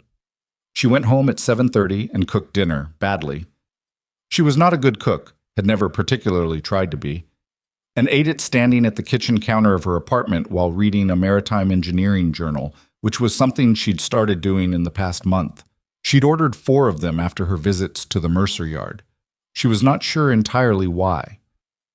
The Aldrich Crown arrived in Caldwell Cove on a Tuesday in late November. She came in under tow. Her engines were not yet restored to reliable running condition, and Owen had decided the risk wasn't worth it for the harbor approach, pulled by a workboat from the facility where she'd been stored since the auction. The harbor was cold and flat that morning, the sky a uniform low gray, the water the color of old pewter. A small group had gathered on the dock: Owen, Lily, Jimmy, and his son, Tom Ridley, Bev from the diner, and a collection of Caldwell Cove residents who had no particular official role but had come anyway because the harbor was their harbor, and this was the kind of event that didn't require an invitation. Evelyn drove up from Portland. She hadn't planned to. She'd told herself she wasn't needed, that this was Owen's moment, and she'd done what she could do, and there was no reason to make herself part of it. She'd gotten in her car at 7 in the morning and driven north without fully deciding to until she was already most of the way there. She parked on the street above the harbor and walked down. She could see the vessel from the road before she reached the dock. She was out in the approaches, about half a mile, moving slowly through the flat water under the tow line. Even at that distance, even after 11 years of storage, the Aldrich Crown had the quality of something that belonged to its context, long and low and purposeful, built for this water by people who understood it. Owen was standing at the end of the main dock with Lily beside him. Neither of them was talking. They were watching the vessel come in. Evelyn came to stand a little ways back from them. She didn't want to intrude on whatever this was for them. Lily glanced back, registered her, and then looked at the water again. Owen didn't turn around. She wasn't sure if he'd heard her approach over the sound of the wind. The tow took another 40 minutes to bring the ship into the harbor. There was nothing dramatic about it. It was slow, mechanical, accompanied by the sound of the workboat engine and the calls of a few gulls and the occasional direction from a man on the Crown's deck using a handheld radio. The vessel came alongside the dock with the ordinary, unglamorous business of fenders and lines and people doing physical work. And then she was there, tied up at her own dock, her teak decks weathered and in need of work, her brass fittings green with the long oxidation of years, her hull sound but scarred. She was not beautiful the way she would eventually be.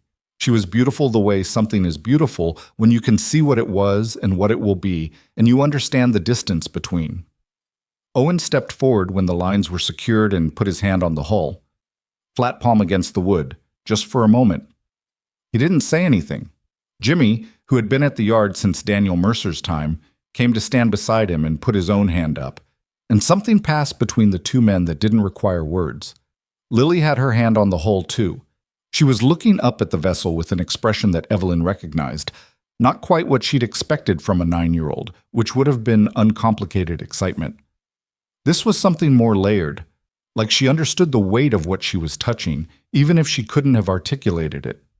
After a while, Owen turned around. He saw Evelyn standing there, and his expression shifted through something she couldn't fully read. "You came," he said. "Drove up this morning." She paused. "I hope that's all right." He looked at her for a moment. "It's all right." He looked back at the ship. "She needs a lot of work. I can see that. 3 years minimum, maybe 4 if we do it right." He ran his eye along the hull with the professional assessment she'd learned to recognize by now. Not admiring exactly, but pricing, reading the condition and calculating the future. "The engines first, then the hull planking. The interior is—" He shook his head slightly. "The interior is going to be last." "What are you going to do with her when she's restored?" He thought about it for a moment. "Sail her," he said simply, "and keep sailing her."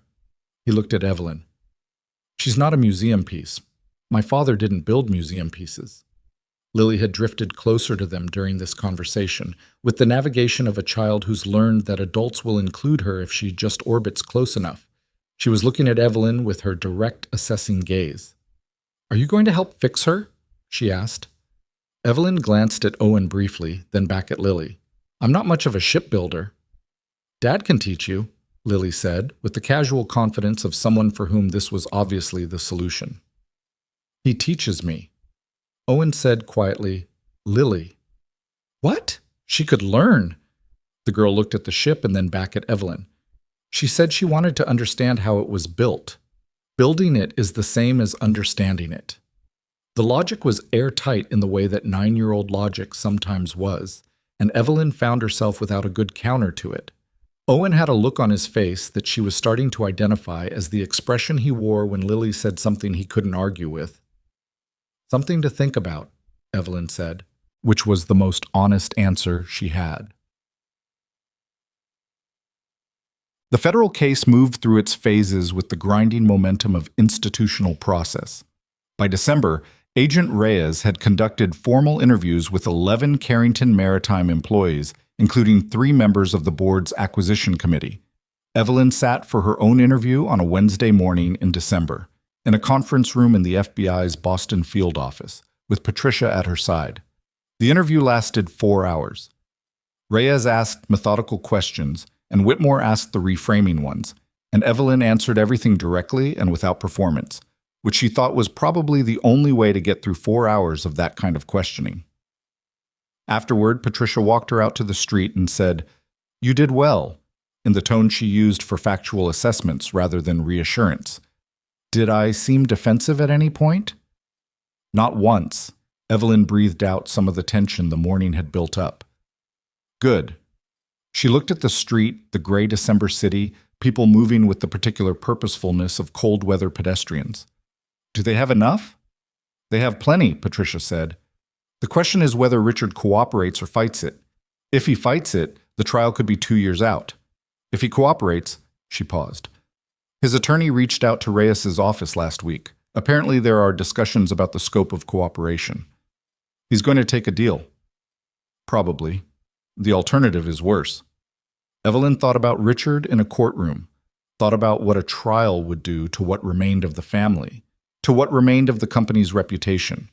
She found she couldn't entirely decide how she felt about a deal. Part of her wanted the public record of a trial, every fabricated document and shell company laid out in open court, every choice accounted for. Part of her was tired in a way that a trial would only deepen. She didn't get to make that decision. That was the thing about setting a federal investigation in motion. At some point it became larger than the people who started it, developed its own momentum, and the individuals involved became participants in a process rather than authors of it. "Whatever he does," she said, "the restitution for the Mercer family needs to be separate, independent of any deal." "It will be. Tom Ridley is filing the civil claim next week. The forensic accountant's report gives them a documented damages figure." Evelyn nodded. "Make sure our company's counsel doesn't contest it. At any point, whatever they claim, we don't fight it." Patricia looked at her. "The board authorized that?" "They will." She started walking. "I have a board call tomorrow. Schedule it." The board call went long and was not entirely smooth. 2 of the members, the ones who'd been closest to Richard, who had voted yes on the cooperation authorization, but who had been edgy ever since, pushed back on unconditional non-contestation of the civil claim. Evelyn let them make their argument and then made hers, which was simple. The company's best available path through this was to be unambiguously and on the record on the right side. Fighting the restitution claim of a family that had been defrauded, even indirectly, would undo everything they'd gained by cooperating with the federal investigation. The math was not complicated. Arthur Voss backed her. The vote passed 6-2. She called Tom Ridley afterward and told him. He was quiet for a moment and then said, "Owen will want to hear that from you directly." "I know. I'll call him." She did, that evening. Owen answered on the fourth ring. She'd stopped noticing this and had started to find it a settling constant, the small, predictable things in a period full of unpredictable ones. "The board voted not to contest the civil claim," she said. "Whatever Tom files, we won't oppose it." A pause on his end. "He told me you were going to call." "He suggested it." "He was right." Another pause. "Thank you." She was getting better at receiving that from him. The two simple words without padding around them. He didn't do gratitude as a performance, and she'd stopped expecting him to. "How's the ship?" A slight shift in his tone. Not dramatic, but she heard it. The question had touched something. "Engine inspection was yesterday. The port engine is in worse condition than we thought. The starboard one is actually better." He paused. "Jimmy's son found a section of hull planking below the waterline that'll need full replacement, but the keel is sound, the bones are good." "How are you?" She hadn't planned to ask that.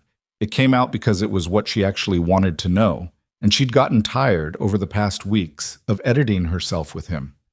He was quiet for long enough that she thought she'd overstepped. "I'm processing," he said finally. "That's probably the best I can do right now." "Yeah." She understood that. "Me too." "Lily made you something," he said after a moment. "A model. She's been working on it for 2 weeks. She won't tell me what it's supposed to be, but I'm pretty sure it's the crown." Evelyn felt something shift in her chest, something that wasn't quite professional and wasn't quite personal and was somewhere in the territory between the two that she'd been living in for months. "Tell her I'd like to see it." "Come up and see it yourself," he said. Plainly. Not quite an invitation, not quite not one. She told him she would. Richard Carrington formally entered a cooperation agreement with federal prosecutors in January, 17 weeks after the boardroom meeting. The terms were not made public in their entirety, but what emerged was enough. A guilty plea to 2 counts of wire fraud, acknowledgement of the shell company structure, and full financial disclosure of the trust's activities over the previous 18 years. The additional cases beyond the Mercer family were confirmed. 4 others, ranging in severity, spanning nearly 2 decades. The sentencing hearing was set for spring. His defense team would argue for mitigation. The prosecutors would argue otherwise. Evelyn's company would submit a formal statement to the court as a cooperating party, a document that Patricia drafted with the careful neutrality of someone who understood that every word of it would be read by people with different agendas. Evelyn read the draft of that statement 4 times before she signed it. She changed 2 phrases and left the rest alone. It was, she thought, one of the more difficult things she'd signed her name to, not because of what it said, but because of what it meant, that this chapter of it was real and permanent and had consequences that extended beyond any boardroom. On the morning the cooperation agreement was announced publicly, she was in Portland when Owen called her. That was unusual. He almost never called her. They'd operated through a system of calls when one party had specific information to convey, and the initiating was usually hers. She answered immediately. "I saw the announcement," he said. "I know. I'm sorry it took this long." "It took what it took." A pause. "I wanted to call because—" He stopped, which was unusual for him. He was not a man who started sentences he hadn't already finished in his head. "I wanted to call because you should know that what you did, the decision you made in that hotel room, or wherever you made it, to come up here and to keep coming, and to do what you did in that boardroom, that matters. It mattered to me. And to Lily." He paused again. "That's all." She was standing in the kitchen of the rented Portland house, with her coffee in one hand and her phone in the other, and she was looking at the winter light coming through the window, and she felt something crack open. just slightly, in the composed surface she maintained by constant effort. "Thank you for telling me that," she said. And then, before she could manage it back into something more controlled, "It mattered to me too, more than I expected it to." He didn't feel the silence that followed that, which was the right instinct. She was grateful for it. "I'm coming up Thursday," she said when she'd gotten her voice back to something normal. "Lily's model. She's been asking every day." There was a quality in his voice when he mentioned his daughter that she'd noticed from the beginning and hadn't stopped noticing. A warmth that he didn't produce for most situations, something unguarded and real. "She'll want you to look at it for a long time." "I have time." After she ended the call, she stood in the kitchen for a little while longer than was necessary. The winter light moved across the floor in the slow way that winter light did when the sun was low and the days were short. She thought about how far she was from where she'd been in October, not geographically, though that too, but in the more essential sense of who she'd been when she walked into an auction hall in Boston with $92 million and absolute certainty. She had lost the ship. She'd known that for months. She'd told herself it was an acceptable loss. Strategic repositioning, reallocation of the Heritage Collection's central asset, new direction. All the language she had for absorbing professional setbacks. What she was slower to admit was that she had also, in losing it, gained something she didn't have a category for yet. Not the case, not the justice, not the professional outcome of having cooperated with an investigation that had concluded correctly. Something smaller and more personal than any of that. She had a place she was driving to on Thursday. She had a 9-year-old girl who was making her something out of wood and patience. She had a man at the end of the dock who had looked at her in that cold November morning and said, "It's all right," when she showed up uninvited, and had meant it. These were not small things. She finished her coffee and went back to work. The civil case resolved in February. Tom Ridley filed the damages claim on Owen's behalf, documented with the forensic accountant's report and the full chain of evidence from the fraud investigation. Carrington Maritime, true to the board's authorization, did not contest. The settlement was negotiated in 3 weeks, efficient for this kind of thing, and the terms included direct financial restitution for the 11 years of wrongful loss of the vessel, documented loss of business income for the Mercer yard, attributable to the reputational damage of the fraudulent proceedings, and a separate fund for the restoration of the Aldrich crown itself. When Tom called Owen with the final number, Owen was in the workshop doing something to the ketch's interior. He had the phone on speaker, and Lily was there doing homework at the end of the work table. Tom read the settlement figure. Owen set down his tool. "Say that again," he said. Tom said it again. Owen was quiet for a moment. Lily looked up from her homework. "Dad, what's wrong?" "Nothing's wrong." His voice was slightly off in a way that she apparently recognized, because she got up and came to stand beside him. He put his hand on her shoulder without looking at her, just resting it there. "All right," he said to Tom.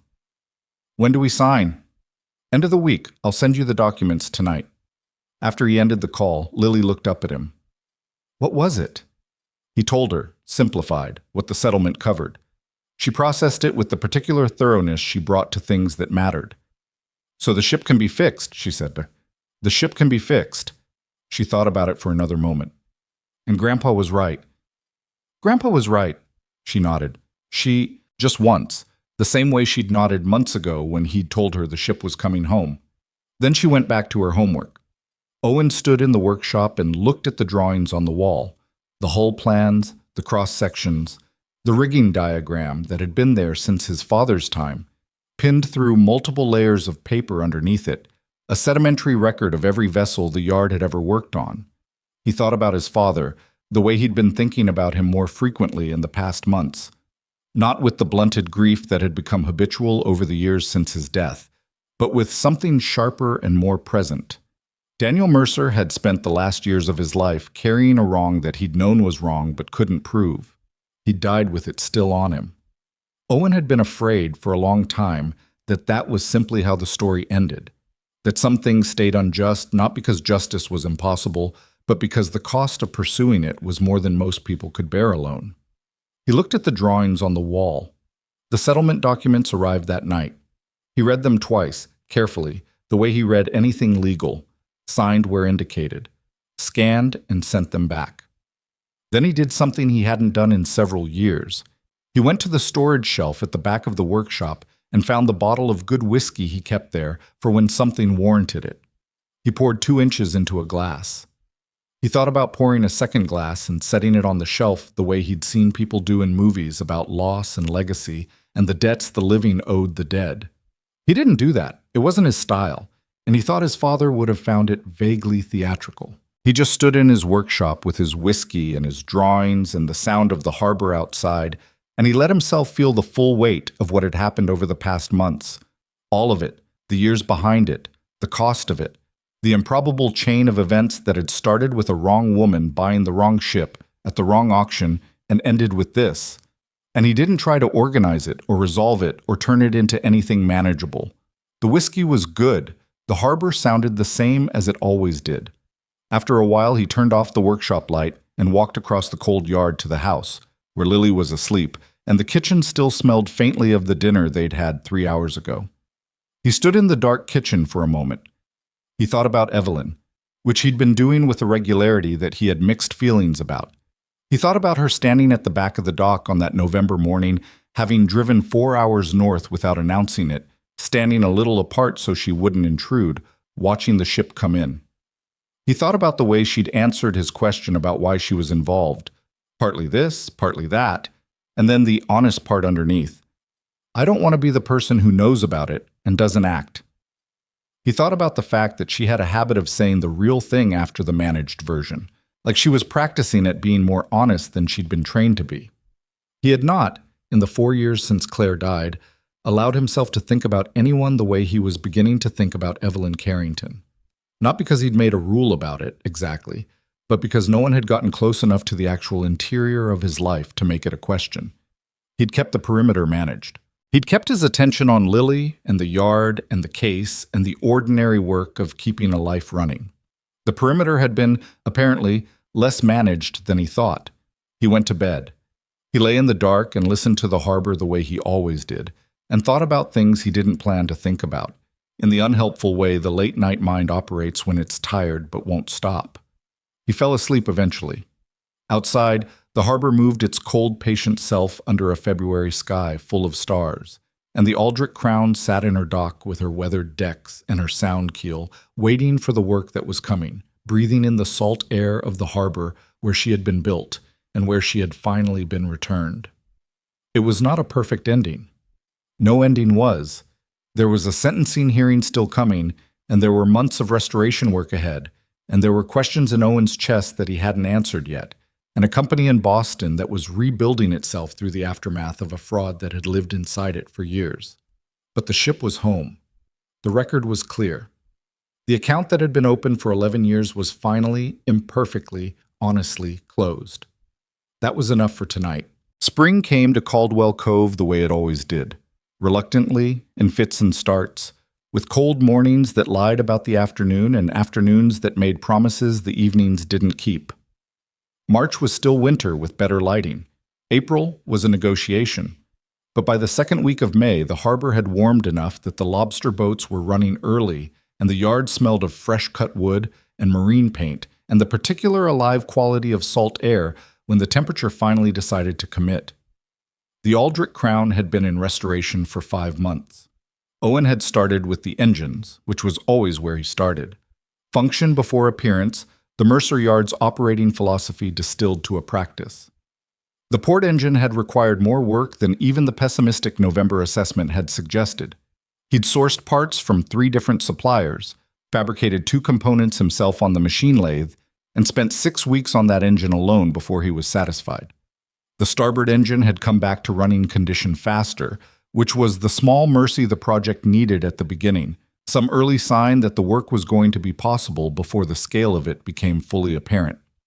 The hull planking below the waterline had been replaced in sections through February and March, cold, wet, thankless work that Owen and Jimmy's son did largely in silence because it was too cold for conversation, and the work required attention that conversation would interrupt. Jimmy himself, at 67, supervised and occasionally held things in place, and told stories about working alongside Daniel Mercer on vessels that were now 30 years old, which Owen listened to without directing and without stopping, because those stories were a kind of maintenance too, keeping the memory of how things had been done from becoming entirely theoretical. By April, the hull was sound. By early May, the deck planking was underway. The teak was expensive, sourced carefully, and Owen was doing most of this work himself because the deck of the Aldrich Crown was one of the things his father had been most precise about, and he wanted to be the one who got it right. He was on his knees on the deck on a Thursday morning in May, fitting a plank with the focused patience of someone for whom this was not labor but practice. The same practice that had kept him sane through the years of the case, through the years of raising Lily alone, through the years of running a yard on margins that required constant creative accounting of what was essential and what could wait, when he heard footsteps on the dock below and looked up. Evelyn was walking toward the vessel with a coffee in each hand and the slightly uncertain footing of someone navigating a working dock in shoes that were better suited to it than they'd once been. She'd gotten better at the yard over the months. Her first visits, she'd moved through it with the careful awareness of a person in unfamiliar territory, reading every surface before she put weight on it. Now she moved with something approaching ease, though she'd never be mistaken for someone who'd grown up around boats. She looked up at him on the deck and held up one of the coffees. He climbed down and took it. "How's the planking?" she said. "Slow." He looked back up at the section he'd been working on. "It needs to be slow. You rush teak, you get gaps." She looked at it with the attention she had developed over months of listening to him explain things. Not the polite attention of someone performing interest, but the real kind that showed in the questions she asked afterward. She'd been coming up to the yard every few weeks since November, and somewhere in those visits, the nature of her presence had shifted from professional to something he didn't have a precise word for. She helped where she could help. She stayed out of the way where she couldn't. She had learned, slowly, to read the rhythm of work in progress and not interrupt it. Lily had taught her how to hold a caulking mallet without hitting her own thumb. Owen had walked past the workshop on a Saturday afternoon in March and seen the two of them on a piece of practice planking, Lily demonstrating with the seriousness of a 9-year-old who has been given authority she takes seriously. Evelyn following the instruction with the concentration of someone used to being competent at things and currently not being. He had not interrupted. He had stood in the doorway for longer than was necessary and then gone back to what he was doing. They stood now on the dock with their coffees and looked at the vessel, the May morning bright and cool around them, the harbor active with the small, ordinary commerce of a working waterfront. "The sentencing is next week," she said. "I know." She glanced at him. "Are you going?" He thought about it. He'd thought about it for weeks. "No," he said. "Tom's going. He'll call me." He paused. "I don't need to be in that room." She nodded slowly. She'd spent her own time working through whether to attend and had arrived at the same answer by a different route. Being in the courtroom would have been, for her, a performance of something, justice, closure, accountability, when the real substance of it had already happened in a Portland conference room and a Boston boardroom and a dock in November. The sentencing was the institutional conclusion. The thing that actually mattered had concluded months ago. "Patricia says 14 months, Evelyn said, with the cooperation adjustment. Is that enough?" She was quiet for a moment. "I don't know how to answer that." He appreciated that she didn't try to answer it anyway. There was no good answer to whether a sentence fit a wrong that had cost a man the last years of his life and cost a family a ship and a name and 11 years of carrying something they couldn't put down.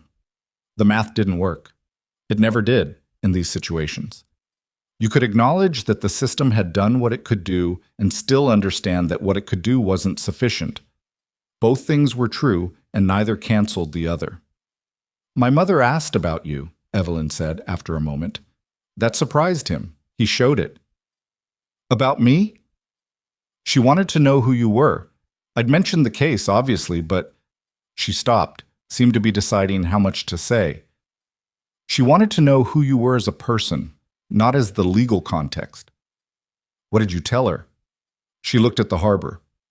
"That you were the most stubborn person I'd ever met, and also one of the most principled ones, and that those two things were probably the same thing in your case. He was quiet for a moment. That's fairly accurate. She said she wanted to meet you. Evelyn said it carefully, watching the water. I told her that was up to you. He didn't answer immediately, which was his habit with things that required actual thought rather than reflex. He drank his coffee and looked at the Crown's deck, where the morning light caught the new teak against the older wood. The difference visible, the repair honest, not trying to disguise itself as something undamaged. Maybe, he said, which for him was not evasion. It was genuine uncertainty, and she'd learned to hear the difference. She nodded and left it there. The sentencing hearing happened on a Wednesday. Tom Ridley called Owen at 4:30 that afternoon while Owen was closing up the workshop and Lily was inside doing homework. 14 months, Tom said, with the cooperation credit.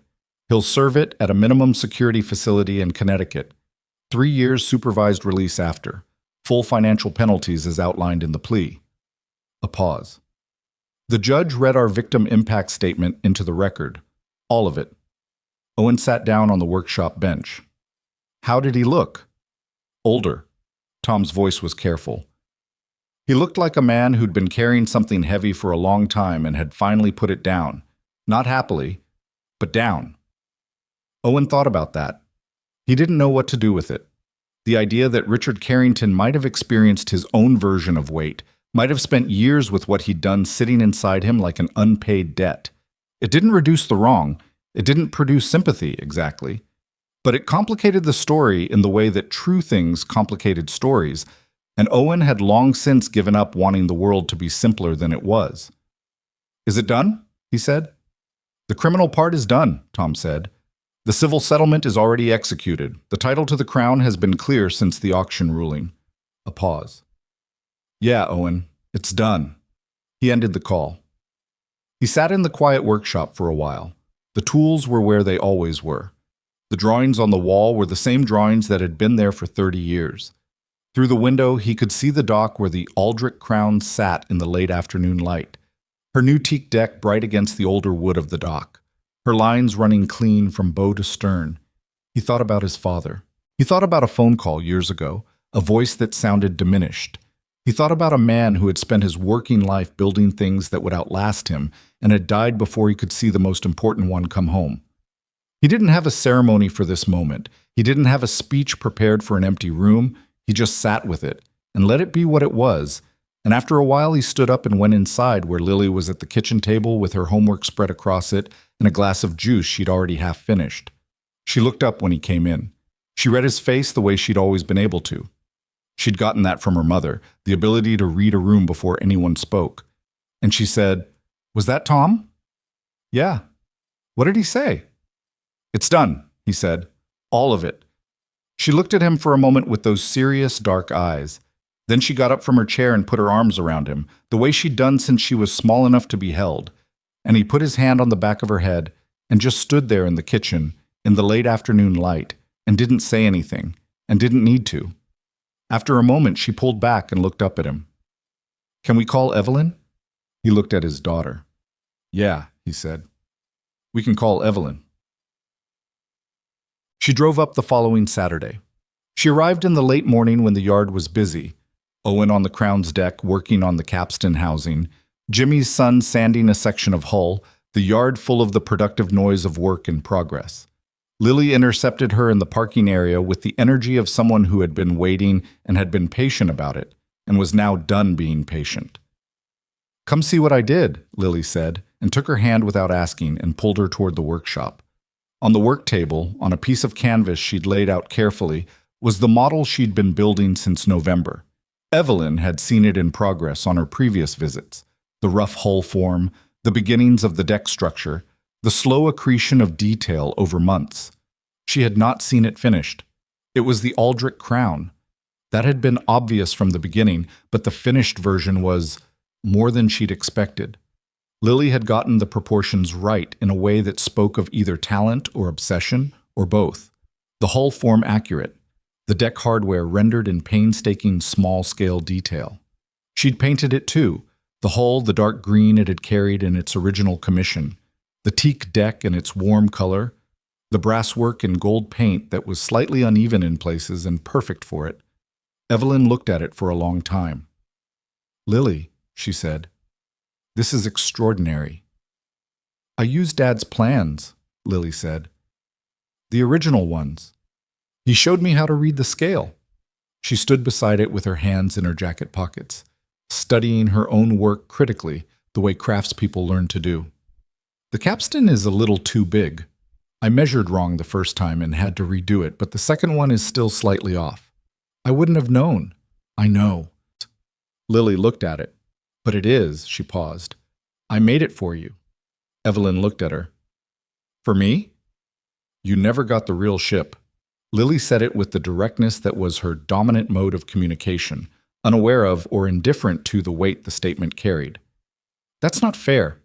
You wanted it for a real reason. You said so, that it was history that deserved to be kept. So," she gestured at the model, "you can have this one." Evelyn looked at the model on the canvas.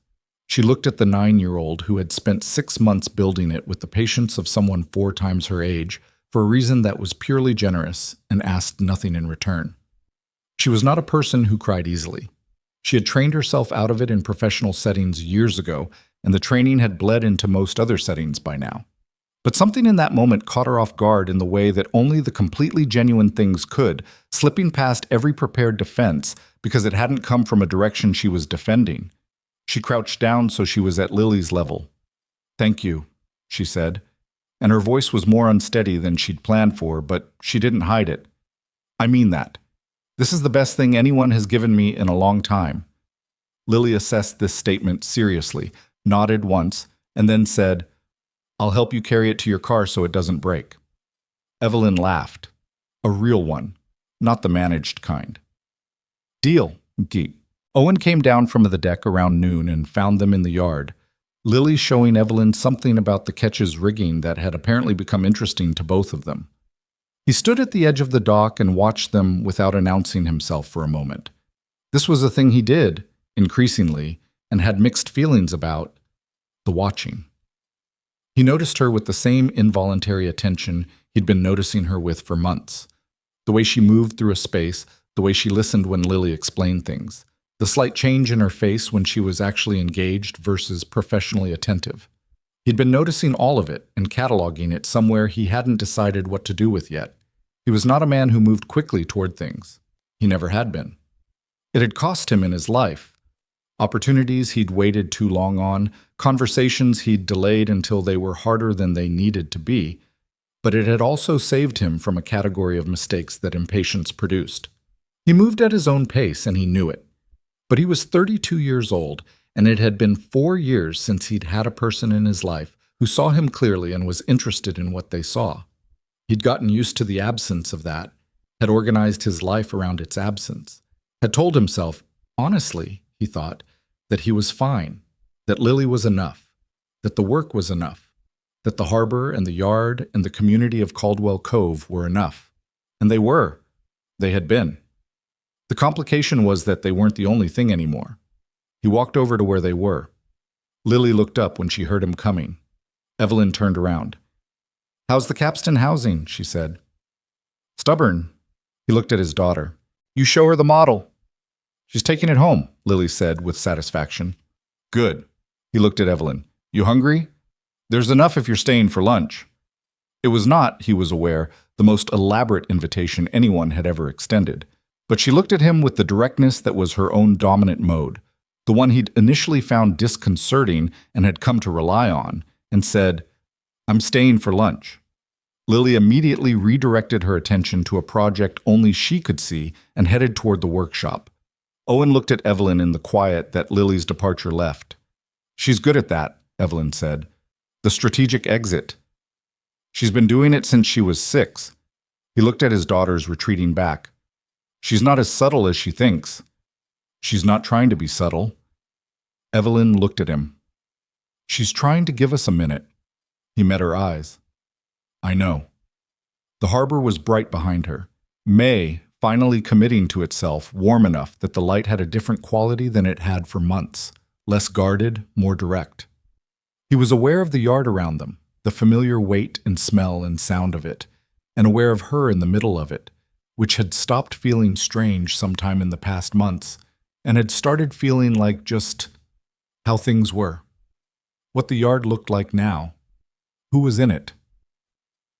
"I've been trying to figure out how to say something," he said. He said it plainly because he didn't know how to say it any other way, and because she'd proven repeatedly that she responded better to the direct version than to the managed one.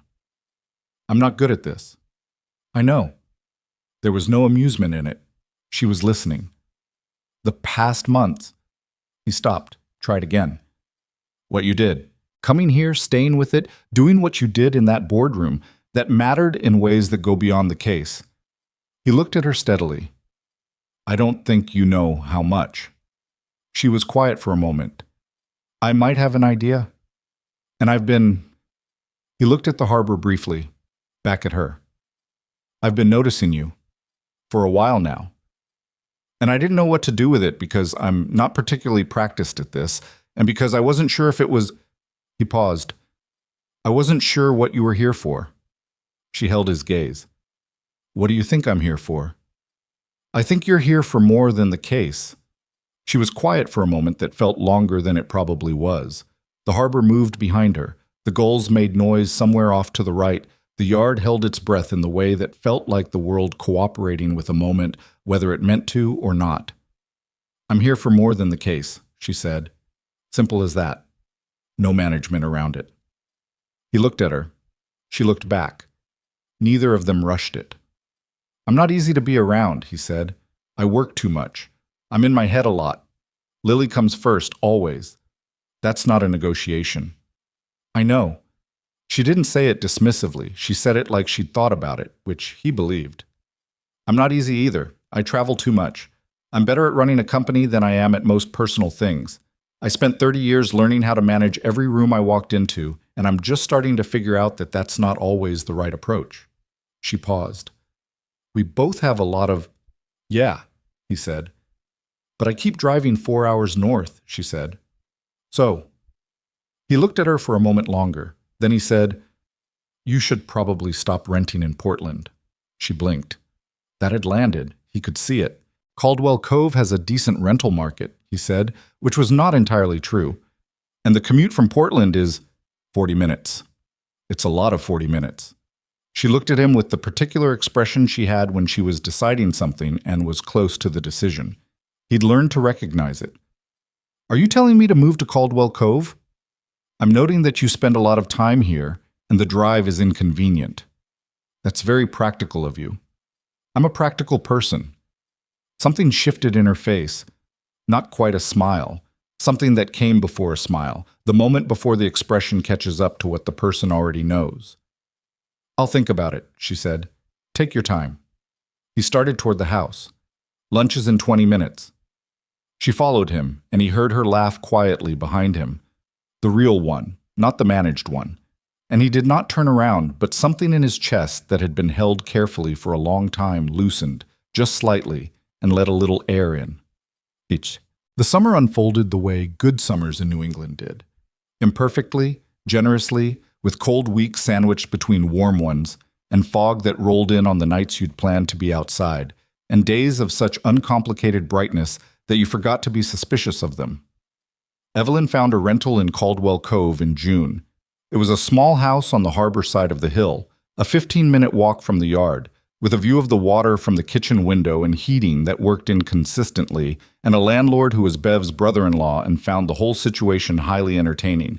She kept her Boston apartment, the company was there, the board was there, most of her professional life was there, and split her time, which Marcus found logistically challenging and adapted to with the professionalism she paid him for. She was not pretending she'd become someone who lived in a small coastal town. She was still the CEO of a company in the middle of its own complicated recovery. The post-investigation restructuring, the new compliance frameworks, the quiet work of rebuilding a board culture that had allowed something to grow inside it for decades without being seen. That work was real and demanding and not done. But she was also, for the first time in years, somewhere specific when she wasn't working, not traveling between places, not existing in hotels and car services and the generic spaces of professional transit. Somewhere with a kitchen window and a view of water she was learning to read, and a 9-year-old who showed up unannounced to teach her things, and a man who worked with his hands and meant what he said and didn't manage anything he didn't have to. Lily, for her part, treated Evelyn's presence in town as a settled fact within approximately 48 hours of her moving in. She appeared at the rental house on a Saturday morning 2 weeks after Evelyn arrived with a piece of planking under her arm and the information that they were going to practice caulking because Evelyn's technique was still wrong and summer was a good time to fix it. Evelyn let her in and made them both tea and spent 2 hours on the back porch learning to caulk properly, following Lily's instruction with the humility she was getting better at. "Better," Lily said, examining a section. "The angle is still a little off. I've been doing it wrong my whole life." "You haven't been doing it at all your whole life," Lily corrected. "That's different." Evelyn looked at the girl beside her, 9 years old and precise and generous in her own particular way, and felt the specific fondness that Lily produced in her. Not maternal, exactly, not trying to be anything it wasn't. Just the real warmth of caring about a specific person who had decided to care about you back, in the direct, unambiguous way that children cared when they decided to. Owen came by in the late afternoon. He stood on the back porch and looked at their work and said the caulking was even, which Evelyn had learned was high praise from him. "Tell her the angle was off," Lily said. "The angle was fine," he said. Lily narrowed her eyes at him. He looked at Evelyn over his daughter's head with the specific expression of a man who had learned when to pick his battles. "We're going to the diner for dinner," he said. "If you want to come." "I'll get my jacket," Evelyn said. The restoration of the Aldrich crown took 3 years and 4 months, which was 1 year longer than Owen's optimistic estimate and 2 months shorter than his pessimistic one. She was not perfect when she was done. She had the quality of something that had been honestly repaired rather than pretending to be new. The teak of the deck a slightly different grain in the replaced sections, the starboard engine rebuilt rather than original, the interior refinished in materials that honored the original without falsifying it. Owen had made those choices deliberately. He didn't want a reproduction. He wanted the actual ship with its actual history, including the damage. She went into the water on an October morning 3.5 years after the tow had brought her into the harbor. Small crowd on the dock, the same cast as the first time, expanded now to include Evelyn and 2 of her board members who had asked to be there and whom Owen had said were welcome with the particular graciousness of a man who understood the weight of what their company's cooperation had made possible. Lily was on the dock in Owen's old canvas coat, which she had claimed as her own through consistent possession and no longer bothered to roll the sleeves on because she'd grown into it. She was watching the launch with the expression she'd been developing over the years into something more complex than the direct appraisal of her childhood. Still direct, but layered now, aware of what things meant beyond what they looked like. Evelyn stood beside Owen at the water's edge. The morning was cold the way October mornings were. The harbor flat and dark. The sky that particular shade of pale that preceded real autumn color. She had her hands in her coat pockets and she was watching the ship with the look she had when she was feeling something she wasn't trying to articulate. He watched the ship too. "My father would have had something specific to say about the port engine," he said. "What?" "He would have said the sound was wrong. He could hear the difference in an engine before any instrument could measure it." He paused. "He'd have been right, probably." "Is the sound wrong?" "Little rough at idle. It'll smooth out." He looked at the vessel. "Or it won't, and I'll pull the carburetor again." Evelyn was quiet for a moment, then, "He would have loved this." "Yeah." Simple. True. She glanced at him. "Are you okay?" He thought about the honest answer. "Yes and no," he said. "Both at the same time.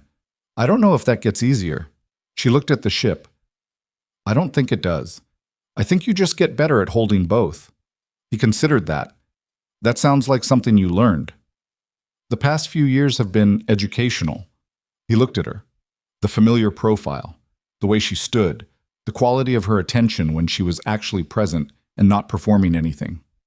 3 years of Saturdays and dinners at Bev's and watching her figure out how to hold a mallet and watching Lily draft her into an expanding series of yard projects with the calm authority of someone who'd decided Evelyn was in her life and was now simply assigning her tasks accordingly.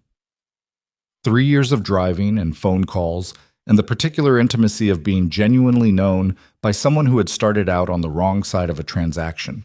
They had not made things simple. Their lives were still complicated by geography and professional demand and the ongoing ordinary difficulty of two people who had spent decades learning to be self-sufficient, trying to figure out how to let someone else into the actual interior. There were weeks when the distance felt like physics. There were conversations they'd had to have more than once because the first version had landed wrong.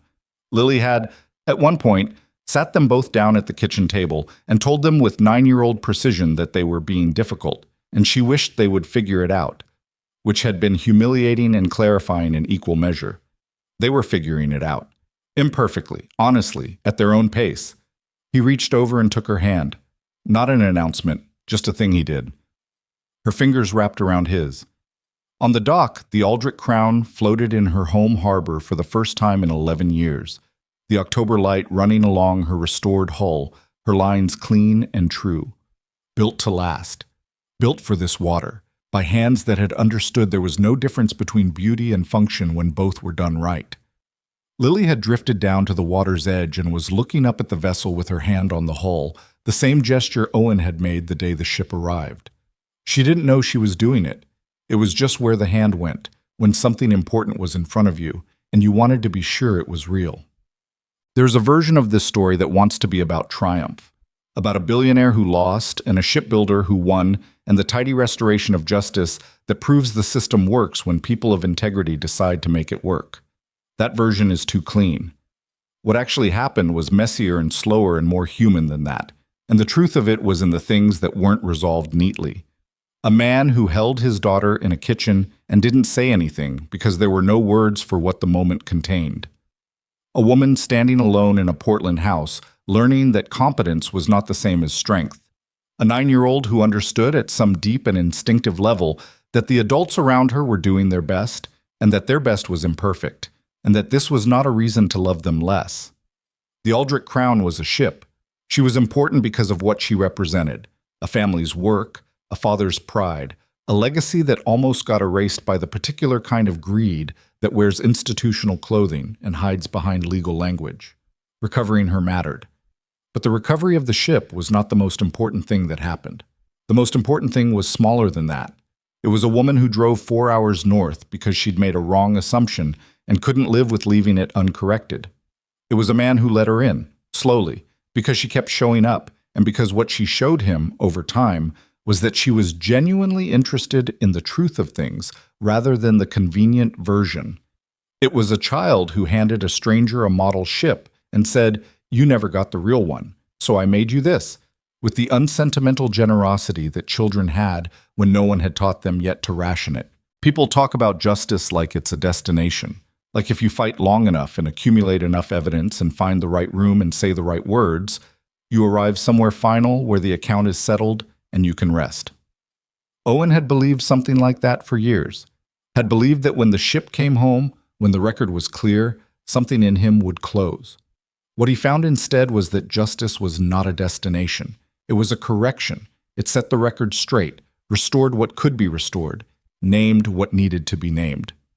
But it didn't fill the space that the wrong had carved out. It didn't give back the years. It didn't return his father. What filled that space was different and less dramatic and more durable. It was Lily at the kitchen table. It was work that was worth doing. It was the sound of the harbor through an open window. It was a woman who drove 4 hours and kept driving, not because the situation required it, but because she decided it mattered. And Evelyn Carrington, when she decided something mattered, was not a person who stopped. He had underestimated her too, in his way. He'd seen the title and the money and the Boston address and filed her away as a category sec, the kind of person who bought things without understanding them, who measured the world in assets and strategies and ROI. He'd been wrong. What she actually was, underneath all of that, was someone who had been moving so fast for so long that she'd almost missed the most important things, and who had slowed down, here in this harbor, in front of this work, enough to start catching up. They were both, in their different ways, learning that the things they'd thought made them sufficient, the case, the company, the yard, the careful management of everything they allowed themselves to need, were not sufficient, and that the insufficiency wasn't a failure. It was just the truth of being a person, the invitation to let something in. The October light shifted across the harbor as the morning moved toward noon.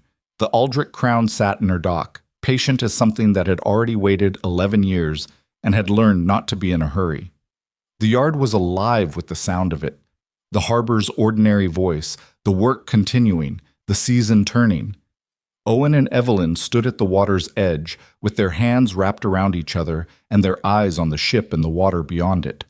Lily looked up at them from where she stood by the hull, registered the joined hands with the expression of someone whose plan had worked, and turned back to the water. Neither of them saw her smile, but it was there.